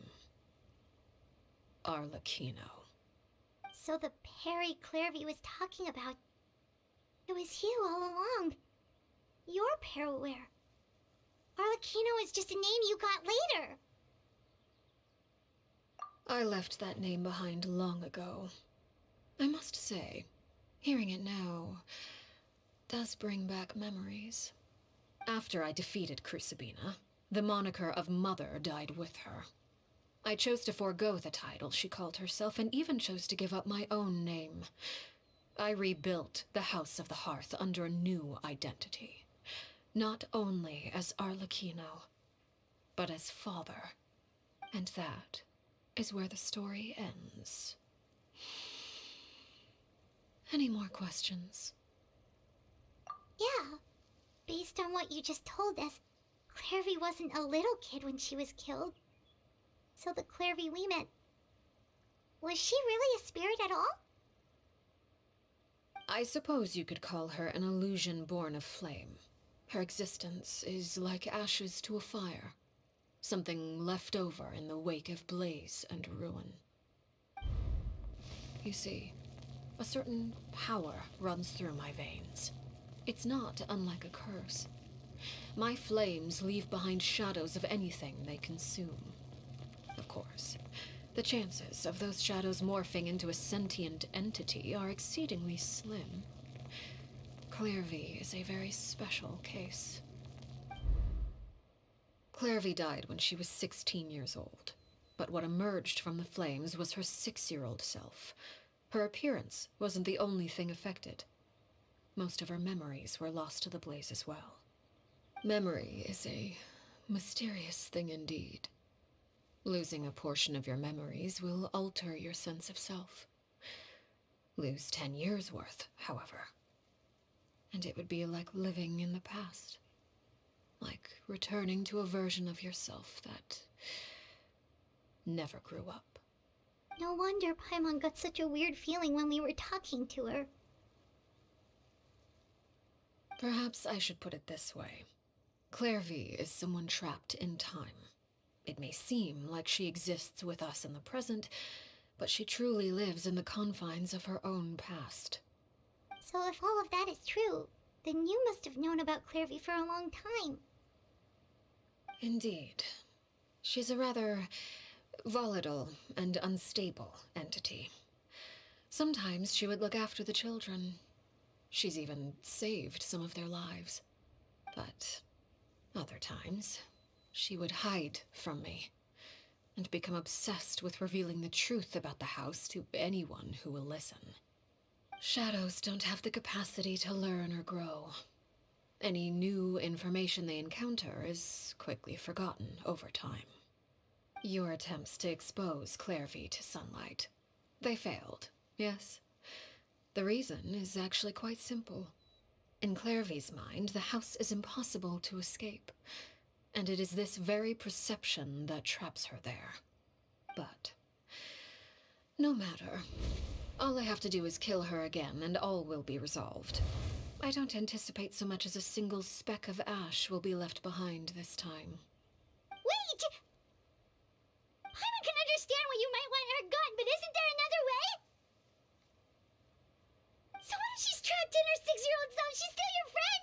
At least talk to her first! It's too late for that. She broke the rules, and now she must be punished. That goes for Filial and Nentoy as well. She's had quite the effect on them.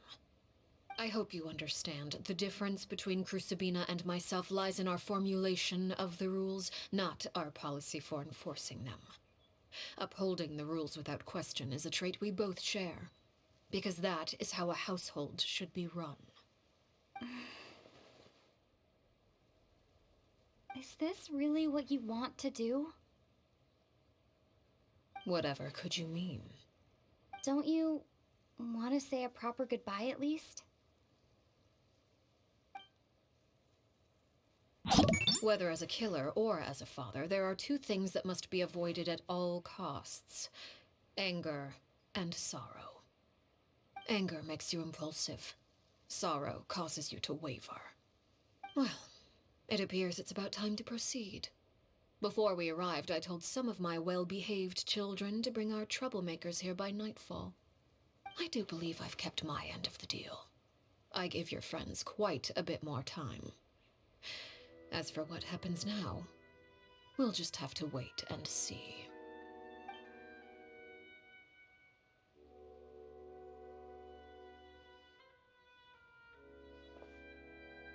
Here they are, Father.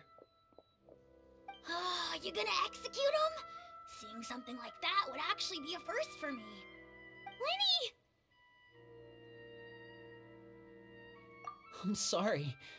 I heard about how you helped buy us more time.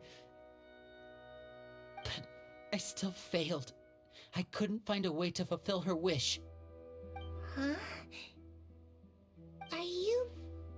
Perry? Indeed, it's been a while, Clairvy. Perry! Shh, stay right there. I'm sorry to postpone our reunion, but first I believe certain scores need settling.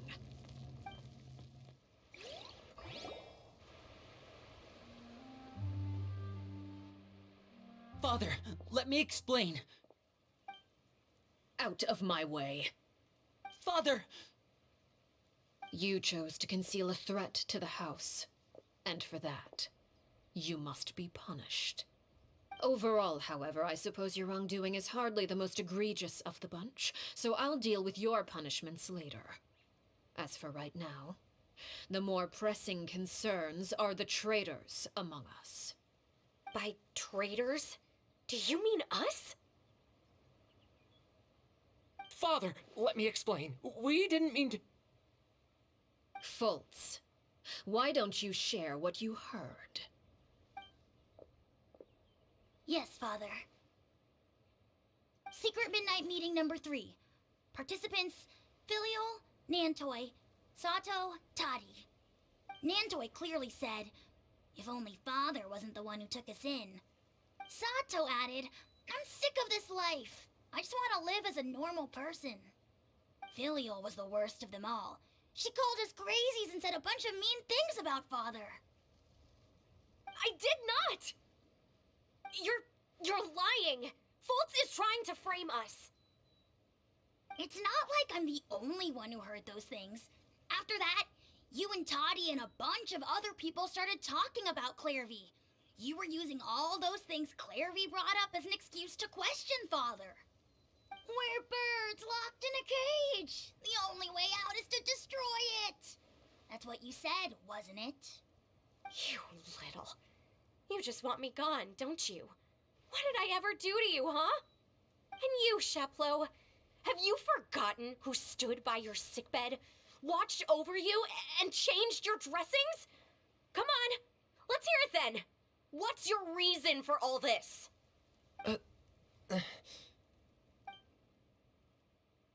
You're wrong, Filial. We don't want you to die. You're our family. Liar. You wouldn't be doing this if that were the case. So why? Why have you backed us into a corner? We all live in the House of the Hearth. You know the type of work we do, Filial. A single betrayal can cost dozens of us our lives. It's not like it's never happened before. That kind of thing is hard to forget. That's why the House of the Hearth cannot tolerate any form of betrayal. Ever since we came to Poisson, you've had 7 secret meetings. A lot of the things you talked about really crossed the line. You've been spying on us for half a month? Wait a second. Now that I think about it, the move to Poisson was just a way to make it easier to spy on us, wasn't it? Because we were all in one place. You've had this planned all along. Filial, Nantoy, I'm sorry. I owe you both my life. I owe Clairvy too. If it weren't for all your help after I got poisoned, I wouldn't be standing here today. If this were any other situation, I would do anything to repay that kindness, even if it cost me my life. But rules are rules. I'm sorry. My hands are tied. Why? Why? That's enough, Filial. We made a mistake, and we should own up to it. We broke the rules, plain and simple.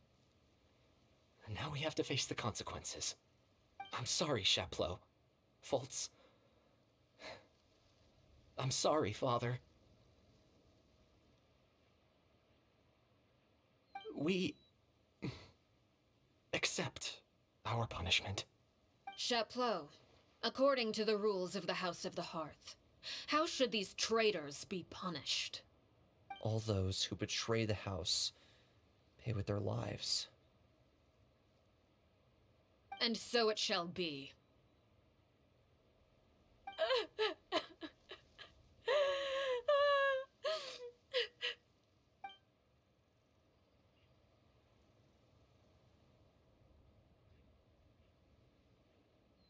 Father, please wait! Something you want to say, Linny? Please reconsider, Father. What Filial and the others did, does it really count as betrayal? We all come from broken families. From the very first day we joined the House of the Hearth, we wanted nothing more than to make it a real home. But the truth is, none of us know what a real home should look like. I'm not saying I have all the answers. All I know is this. Killing Filial and the others may uphold the rules, but doing so will only bring us further away from being a real family than we've ever been. So please, Father, please reconsider.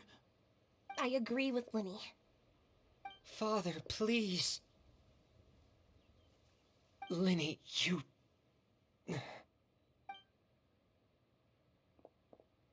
I also agree with Linny.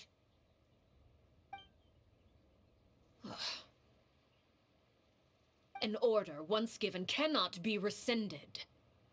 However, given the extent of your determination, I suppose we shall have to go about this a different way. Draw your weapons and face me. Our weapons? Father, are you referring to a duel? Precisely. The rules of the house will not be altered. Traitors must be punished. However, resolving disputes with a duel is also one of our rules, one that also applies to me. Demonstrate a sufficient showing of strength, and I shall offer a concession. Wait. Beat Father in a duel? Impossible. Father is way too strong, even for Lenny.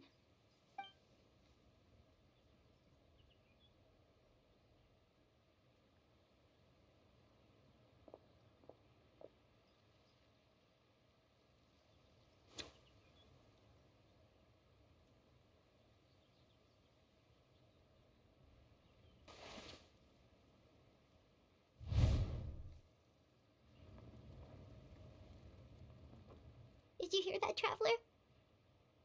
Lenny and the others have to duel the knave. What should we do?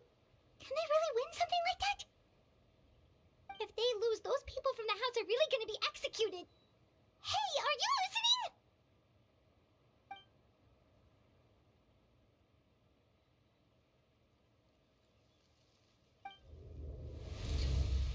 Don't you want to say a proper goodbye at least?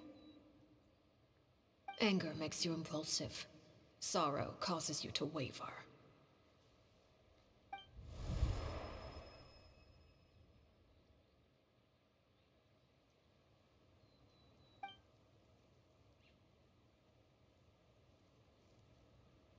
Oh, looking at that expression on her face, she seems really serious about this. Guess that means there's no chance she's throwing the duel on purpose, huh?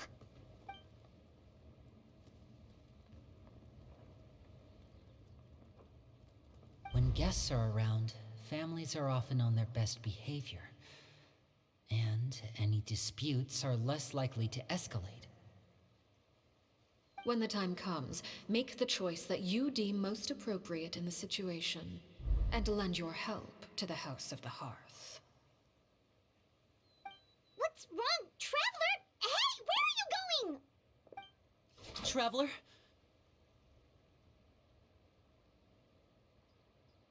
You're asking to join the duel against the knave? I'll allow it. We do have a ready-made dueling ring at our disposal, after all. All I would advise is this.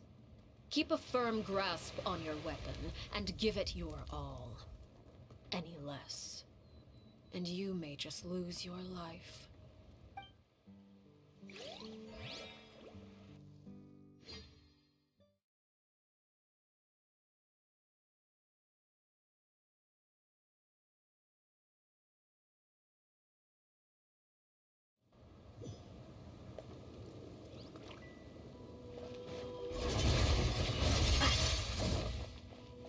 Scatter!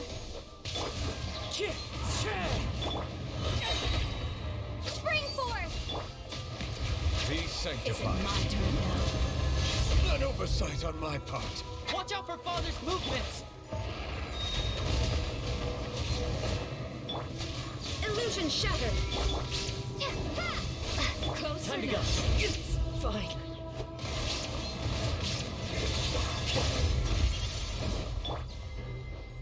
With these rising flames, You alright? spare your energy. Running is of little use. Bow your head. Scatter! Torn to oblivion! Now that's more like it.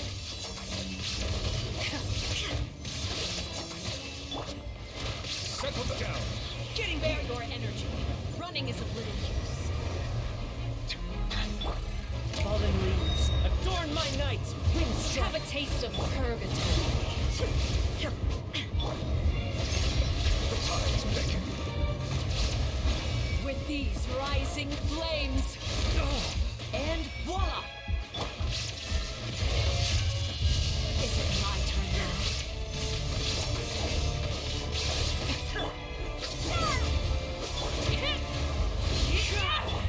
Propagate! Is it my turn now? Over here!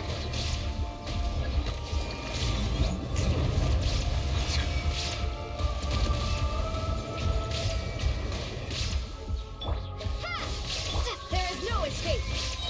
Not bad. Torn to You've oblivion! proven to be a worthy opponent after all.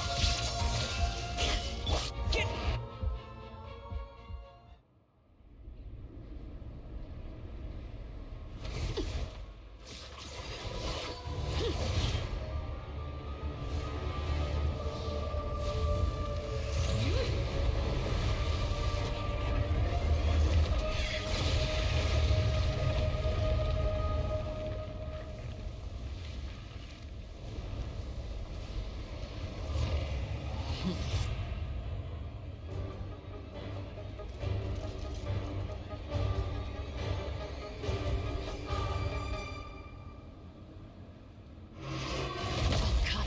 Now's our chance! Over here! My blade is all that remains.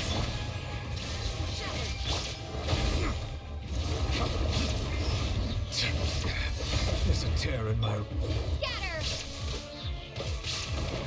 Shine down!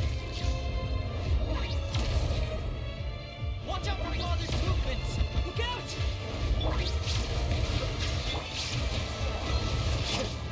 Propagate! Be sanctified. Germinate!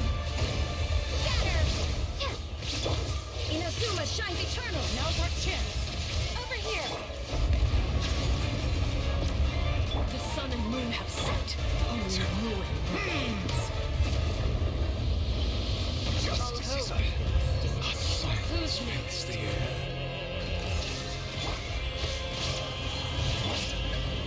Watch out for Father's movements! Look out! Your punishment made manifest. Maybe I wasn't meant for this world.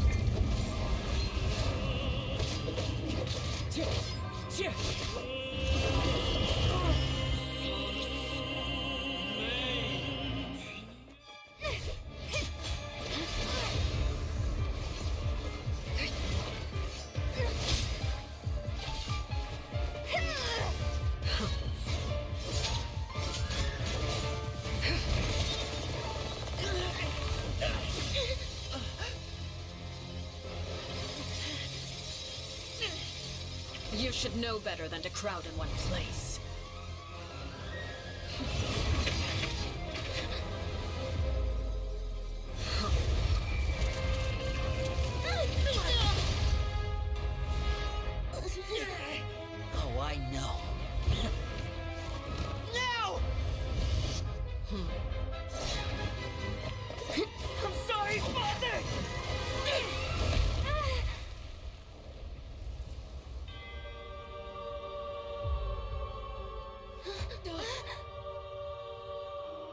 Sorry for what? This pitiful excuse for an attack.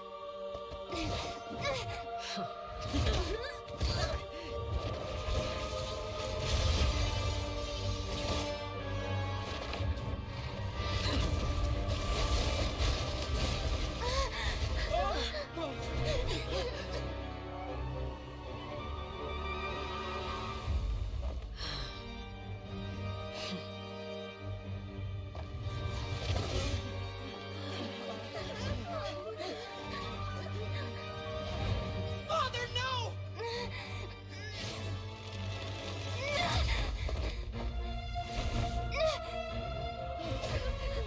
Made it out, did you? You're stronger than I expected.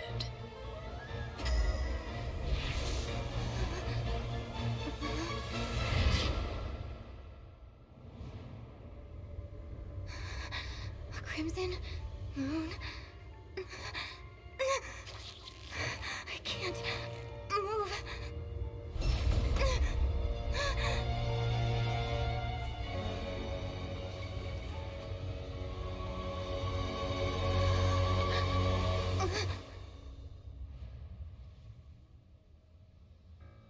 Still, not strong enough to beat me.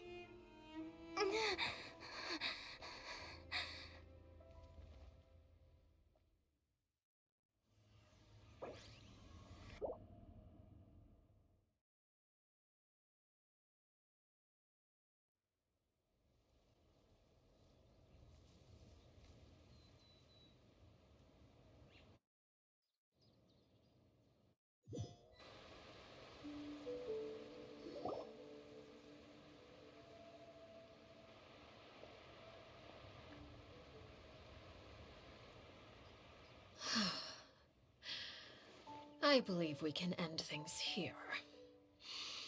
It's not often that we get to enjoy the company of guests, after all. We wouldn't want things to get too out of hand. Brother, are you alright? Lenny! Given that I am the victor of this duel, as agreed, the punishment stands. No! I never thought things would end like this. However, everyone involved in the duel demonstrated a remarkable level of strength and determination. In light of this, I'm prepared to change the method of execution. Elwar, the bottled flames I gave you for safekeeping. Do you still have them? Yes? I wasn't sure what they were for, but I've kept them super safe. I didn't lose a single one. Wonderful. Then, in just a moment, I'll have you administer them. Bottled flames? Indeed. They're the product of a secret experiment. Under certain special circumstances, flames can be extracted from my person and preserved. Once ingested, searing pain will spread across every inch of your body. No harm will come to you physically, but your memories will be burned away. If you can withstand the pain. When you awake, you'll have forgotten everything you know about the House of the Hearth, and will be expelled from the organization. In other words, administering this concoction will kill the version of you that grew up in the house, and give you a new identity.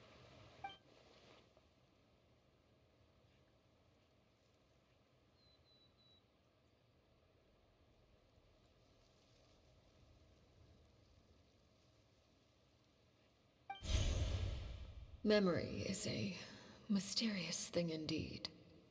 Losing a portion of your memories will alter your sense of self.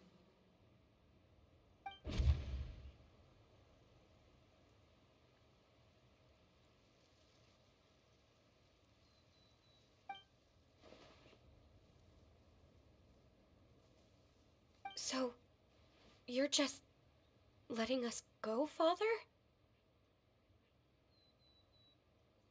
You misunderstand. Memories are extremely important. Once consumed by flame, the version of you standing before me will die, and our secrets will die with you. So no, I don't intend to just let you go, because the person who survives will be nothing but a stranger. Even so, I won't have to live in fear anymore. I'm sorry, Father. I'm sorry I let you down. But I really... Don't cry, Filial. You haven't left the house yet, so there are still rules to be followed, yes? Remember what I taught you. Anger makes you impulsive, sorrow causes you to waver. Don't let yourself be controlled by your emotions. Of course. I'll remember. Dry your tears, and go pursue the life you really want. Yes, Father. Chaplot, Fultz, Elwar, take them back to Poisson. And bring Linny and the others as well. I prepared 3 extra vials of bottled flames. As for whether to take them, the choice is yours. Goodbye, children. The next time we meet, I will no longer be your father. Thank you for all you've done for the house. I hope you have bright futures ahead of you.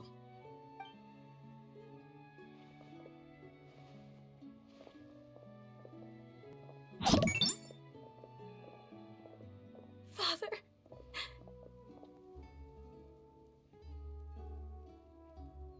Let's go.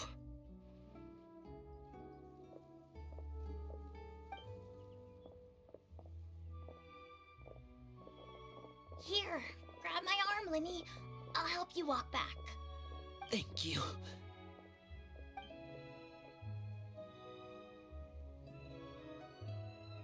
Clairvy.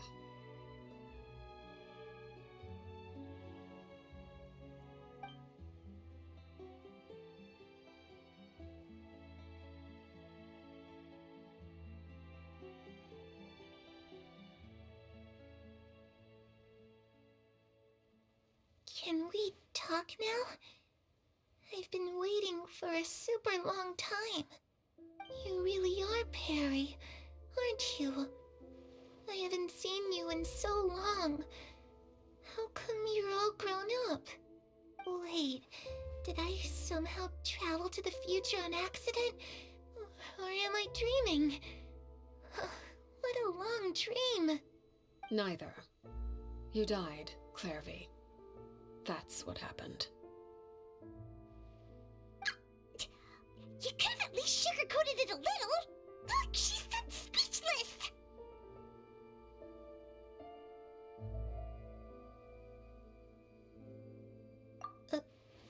Oh. Okay then. Huh? That's it? You accepted it just like that? Yep. If that's what Perry says happened, then I believe her. Perry wouldn't lie to me. Plus, I don't really need to know why I'm like this. I'm more curious about what happens in the future. If you're a harbinger now, Perry, that means Mother is gone, isn't she? Can you tell me about it? I want to know what happened to her. And to me. You never stopped trying to defy fate. At first, no one believed you. You could only vent your frustrations to the moon. In fact, you often sought comfort in the night sky. You wanted to see the aurora, so one night we promised each other we would go to Snezhnaya to see it together. Later on, you tried to run away, but you were brought back each time. Mother spared your life, but it wasn't out of kindness. Instead, she decided to make an example of you by slowly torturing you over time. That way, the other children would know what happens to traitors.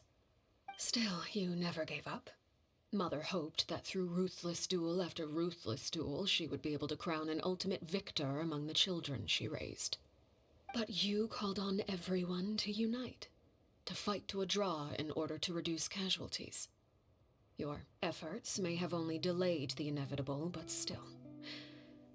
You gave them hope. You tried everything you could think of, but every attempt ended in failure.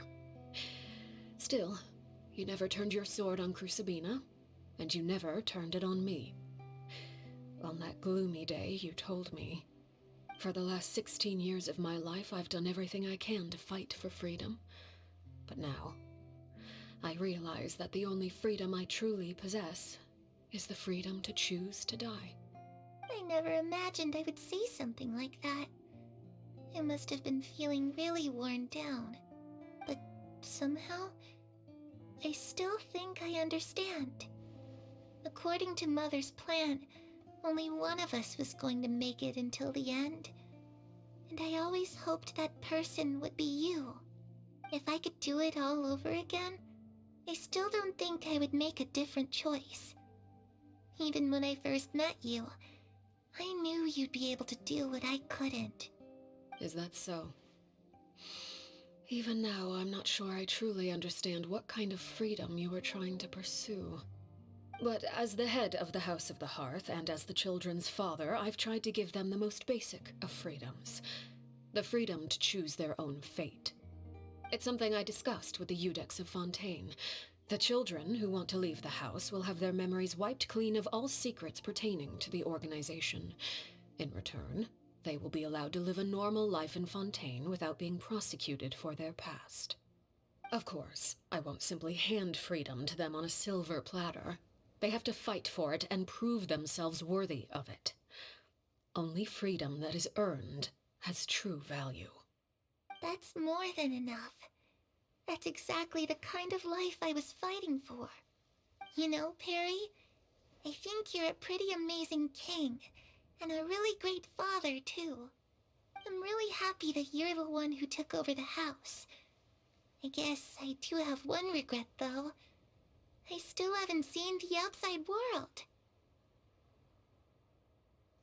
Well, it just so happens that our dear guests over here have been to many nations and traveled to countless places.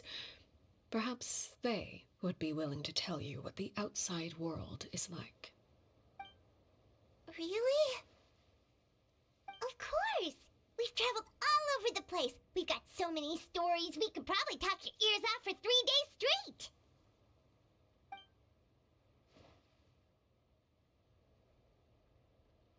You know, I used to dream of being a bard. Playing the lute while singing into the winds of freedom. Even if there was no one there to listen, I would have continued to sing no matter what.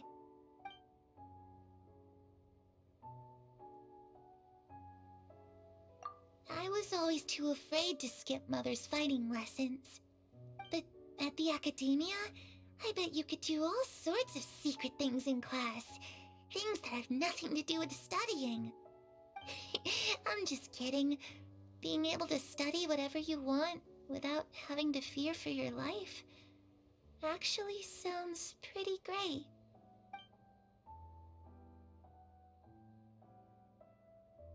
Those yokai you mentioned, what do they look like? I once saw a drawing of this one guy with horns on his head and a super scary face. Are there any yokai like that? Oh, sounds like you're talking about an Oni. Yep, we've met one, and let Paimon tell you, they're not nearly as scary as they look.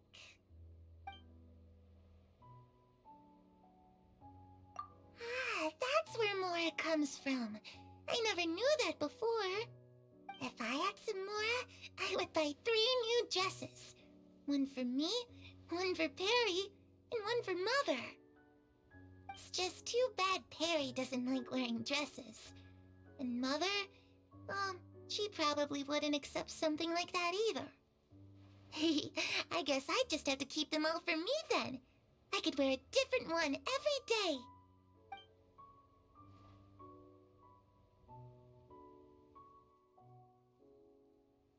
The situation was super dangerous. Lenny and Lynette were accused of committing a crime, and they were going to have to stand trial at the Opera Epicles. Oh no, that must have been hard for all of you. What happened next? Don't worry, we were able to turn the situation around super quickly, all thanks to Detective Paimon, of course. How'd you do that? Come on, tell me. Okay, so it was like this. After the failed magic show, we rushed to the scene and...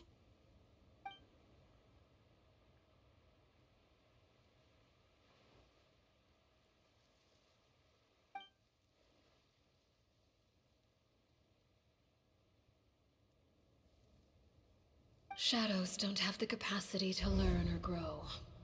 Any new information they encounter is quickly forgotten over time.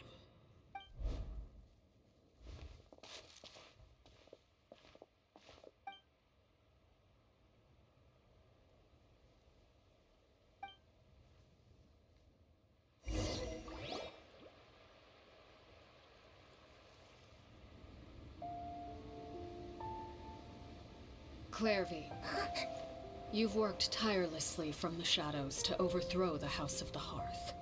Now, by my authority as the Knave, I shall announce how this matter ends. You are hereby expelled from the House of the Hearth. You are no longer tied to this place, nor are you bound by its rules. You're saying that I can finally leave? I get to experience the outside world as well? Oh, I almost forgot. There's no getting older for me. Still, seeing who you grew up to be makes me really happy, Parallel. Take care of yourself. Goodbye. May we meet again someday.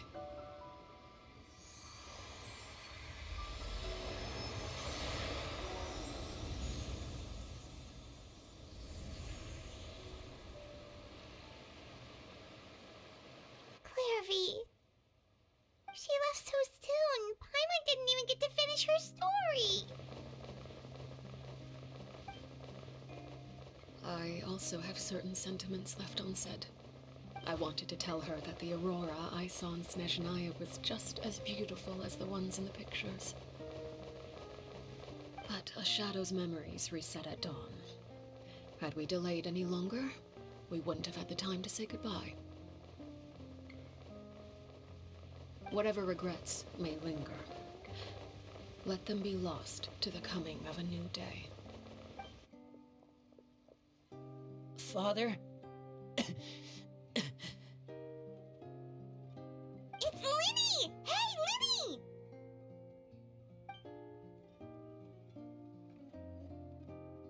What is he doing back here? Let's go check it out.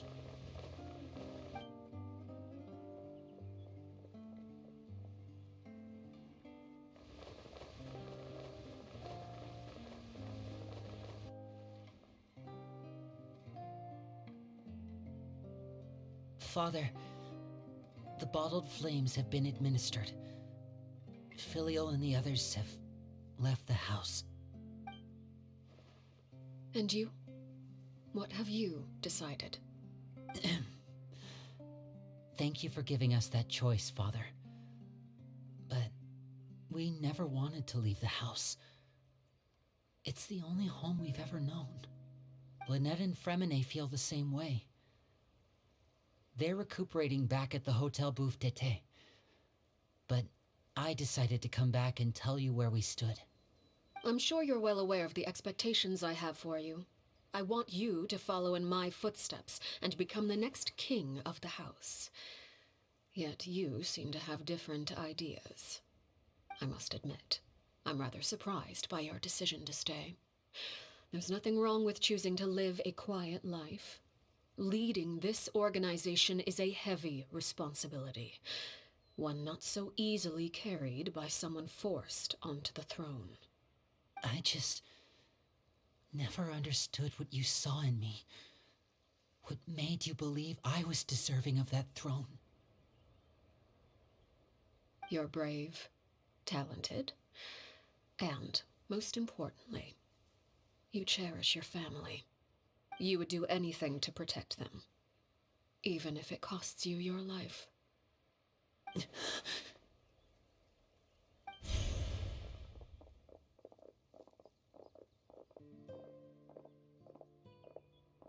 Speaking up back there was so brave of you, Linny. It's all thanks to you that we were able to convince Father to back down. You're a hero, Linny. Hero. Father is the real hero. Had Father gone all out during the duel, there's no way I would have walked away with my life. She must have had it all planned from the beginning, from the very moment she suggested a duel. I'm not deserving of that title.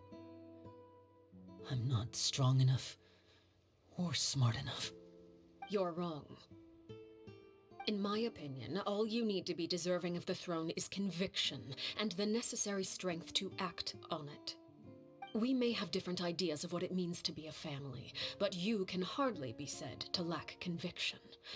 What you truly lack is strength. For someone of your talent, though, that's something that will come with time. Even without that strength, you still chose to face me in a duel, even though the odds were stacked against you. That capacity to honor your convictions is what I truly see in you. Father. No one knows what the future holds, what tragedy or triumph may be in store. Being at the head of this organization requires the strength of will to face whatever comes. Caution will only hold you back. If reaching a certain standard were required to go after what you want, I would never have succeeded in killing my predecessor. Back then, there was still a considerable gap between our abilities. Strength may decide the ultimate victor, but those who let a lack of strength dictate their decisions or undermine their convictions will never be worthy of the throne. I understand, Father. Thank you. Children must grow up to surpass their parents. Only then can a family continue to flourish. The road ahead is not an easy one, so I'll ask you one last time. Are you certain you want to stay? You've done so much for me, Father, and that kindness must be repaid. Plus, with Project Stuja at hand, there are many dangers ahead, and I, for one, don't intend to back down. Protecting my family at all costs. That's my conviction. Then you're welcome to stay. As for Project Stuja, you need not be too concerned. If those cowardly businessmen and heartless dignitaries try to take us down, I'm prepared to teach them a lesson. Having members who longed for the light was our organization's last weakness. With those members no longer among our ranks, the House of the Hearth is like a spider hiding in the shadows. We need only wait for our prey to come to us.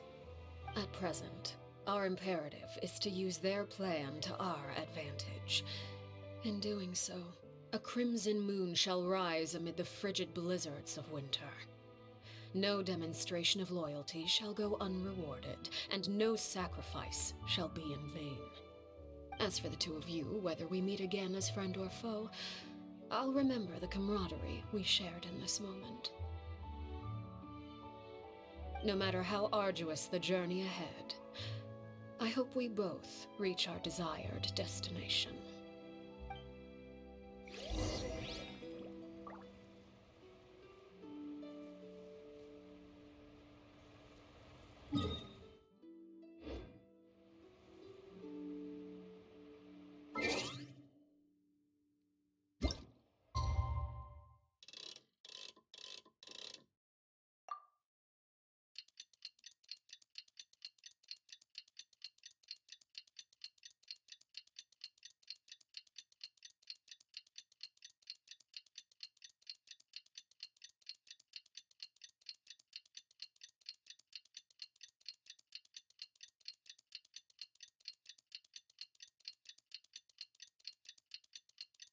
Didn't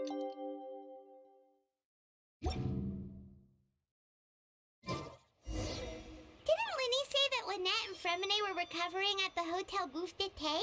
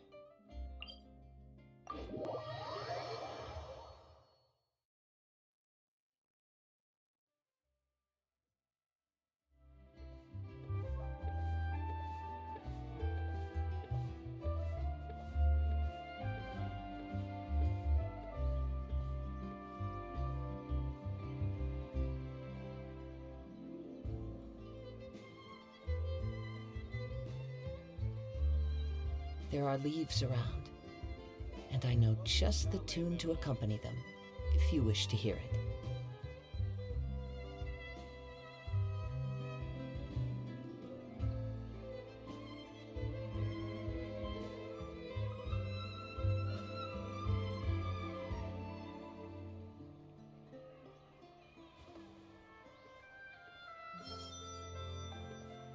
I hope the weather's nice.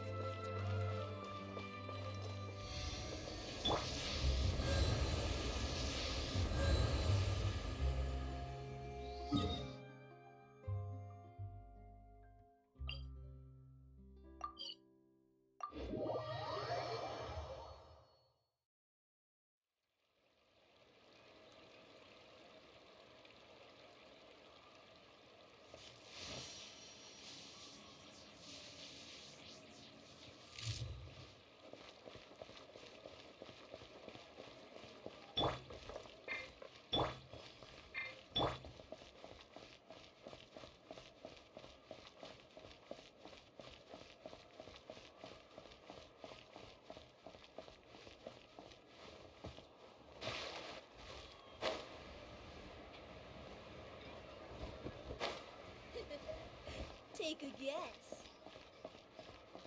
I'll take a guess.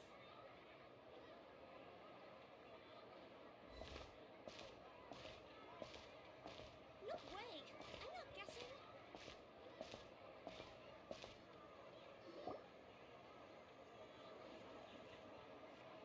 Lynette? Fremine? How are you feeling? Much better. Whew, what a relief! What about you? Are you feeling alright? I knew you'd come out unscathed. Us, on the other hand, well, we've been bedridden for 2 days. I couldn't even turn over. Oh, and I wanted to ask, is Clairvy gone? Linny and the other members have left Poisson and returned to the House of the Hearth. According to him, there haven't been any more sightings of a spirit roaming the house. I see. I'm glad. Father came to check up on us 2 days ago and told us about what happened with Crusabina and Clairvy. Actually, I've met Crusabina before.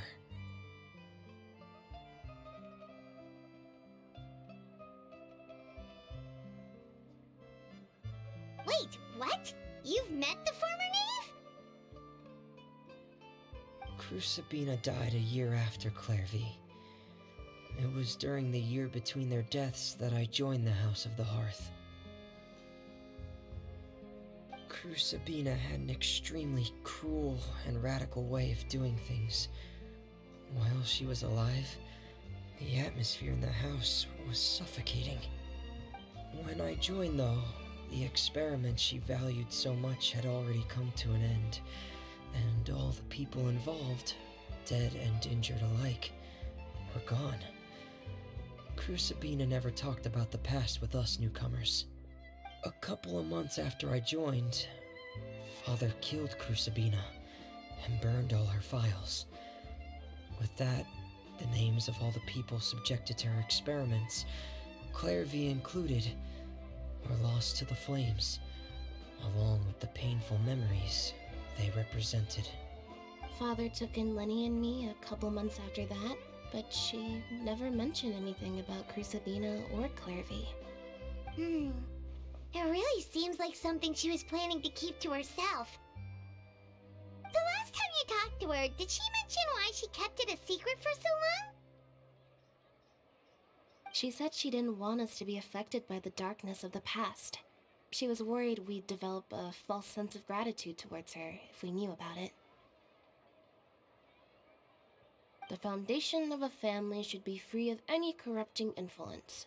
Whatever happened in the past, it has nothing to do with who we are now. And that's what Father told us in the end. But I still thanked her for everything. It was only after hearing about what Crusabina did that I finally realized how insignificant our lives could have been. The members of the house meant nothing to her. To say that she valued them in any way, even just as a tool, would probably be giving her too much credit. If Father hadn't taken over the House of the Hearth, I probably would have already...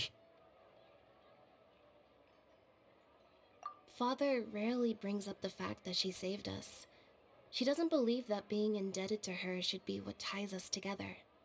But even if we didn't owe her anything, we would still choose to stay. Because this is our home. We may have arguments or times when we feel wronged. Some people may even choose to leave. But as long as Father is here, we will always have a home. Whether the path before us is bathed in sunlight or shrouded in shadow, we'll follow Father wherever she chooses to go. So I wanted to say thank you for helping us make it through this crisis. Without your help, we could have lost a lot more along the way. Oh, we didn't do anything, really. Of course, you're welcome anytime. Are Filio and Nantori okay? I actually saw them at a cafe this morning. They didn't recognize me. From what I could tell, they were drinking coffee and talking about one of the operas that started running recently. They seemed happy. If I had to take a guess, I would say they finally found the kind of life they always wished for.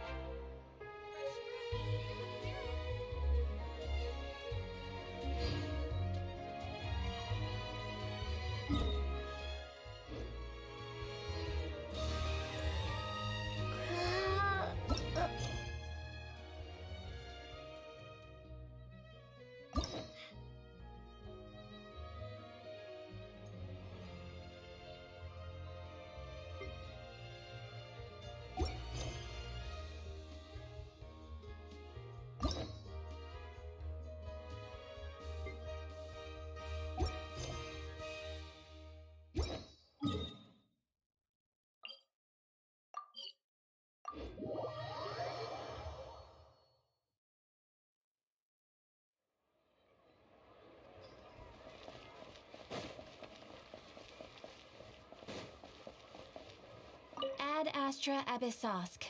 Welcome to the Adventurers Guild.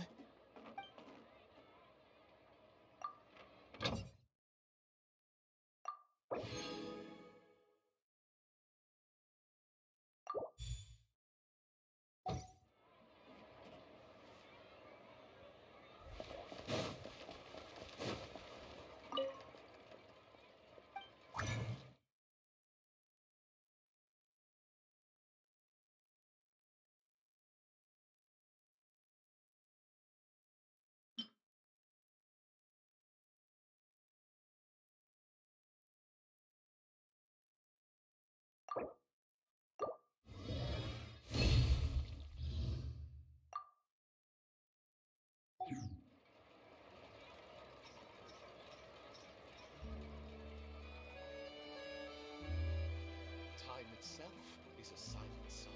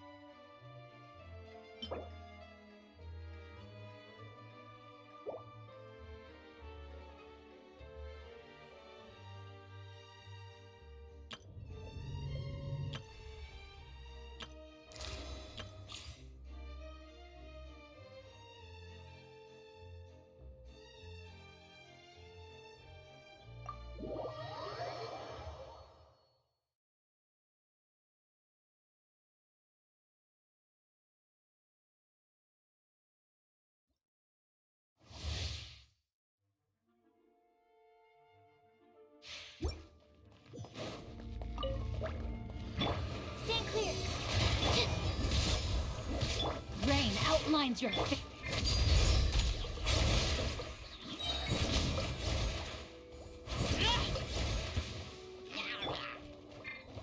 Enhanced animal module 75. Absorption check. Ring cutter. Here's backup! Everlasting as the moon. Transfixed.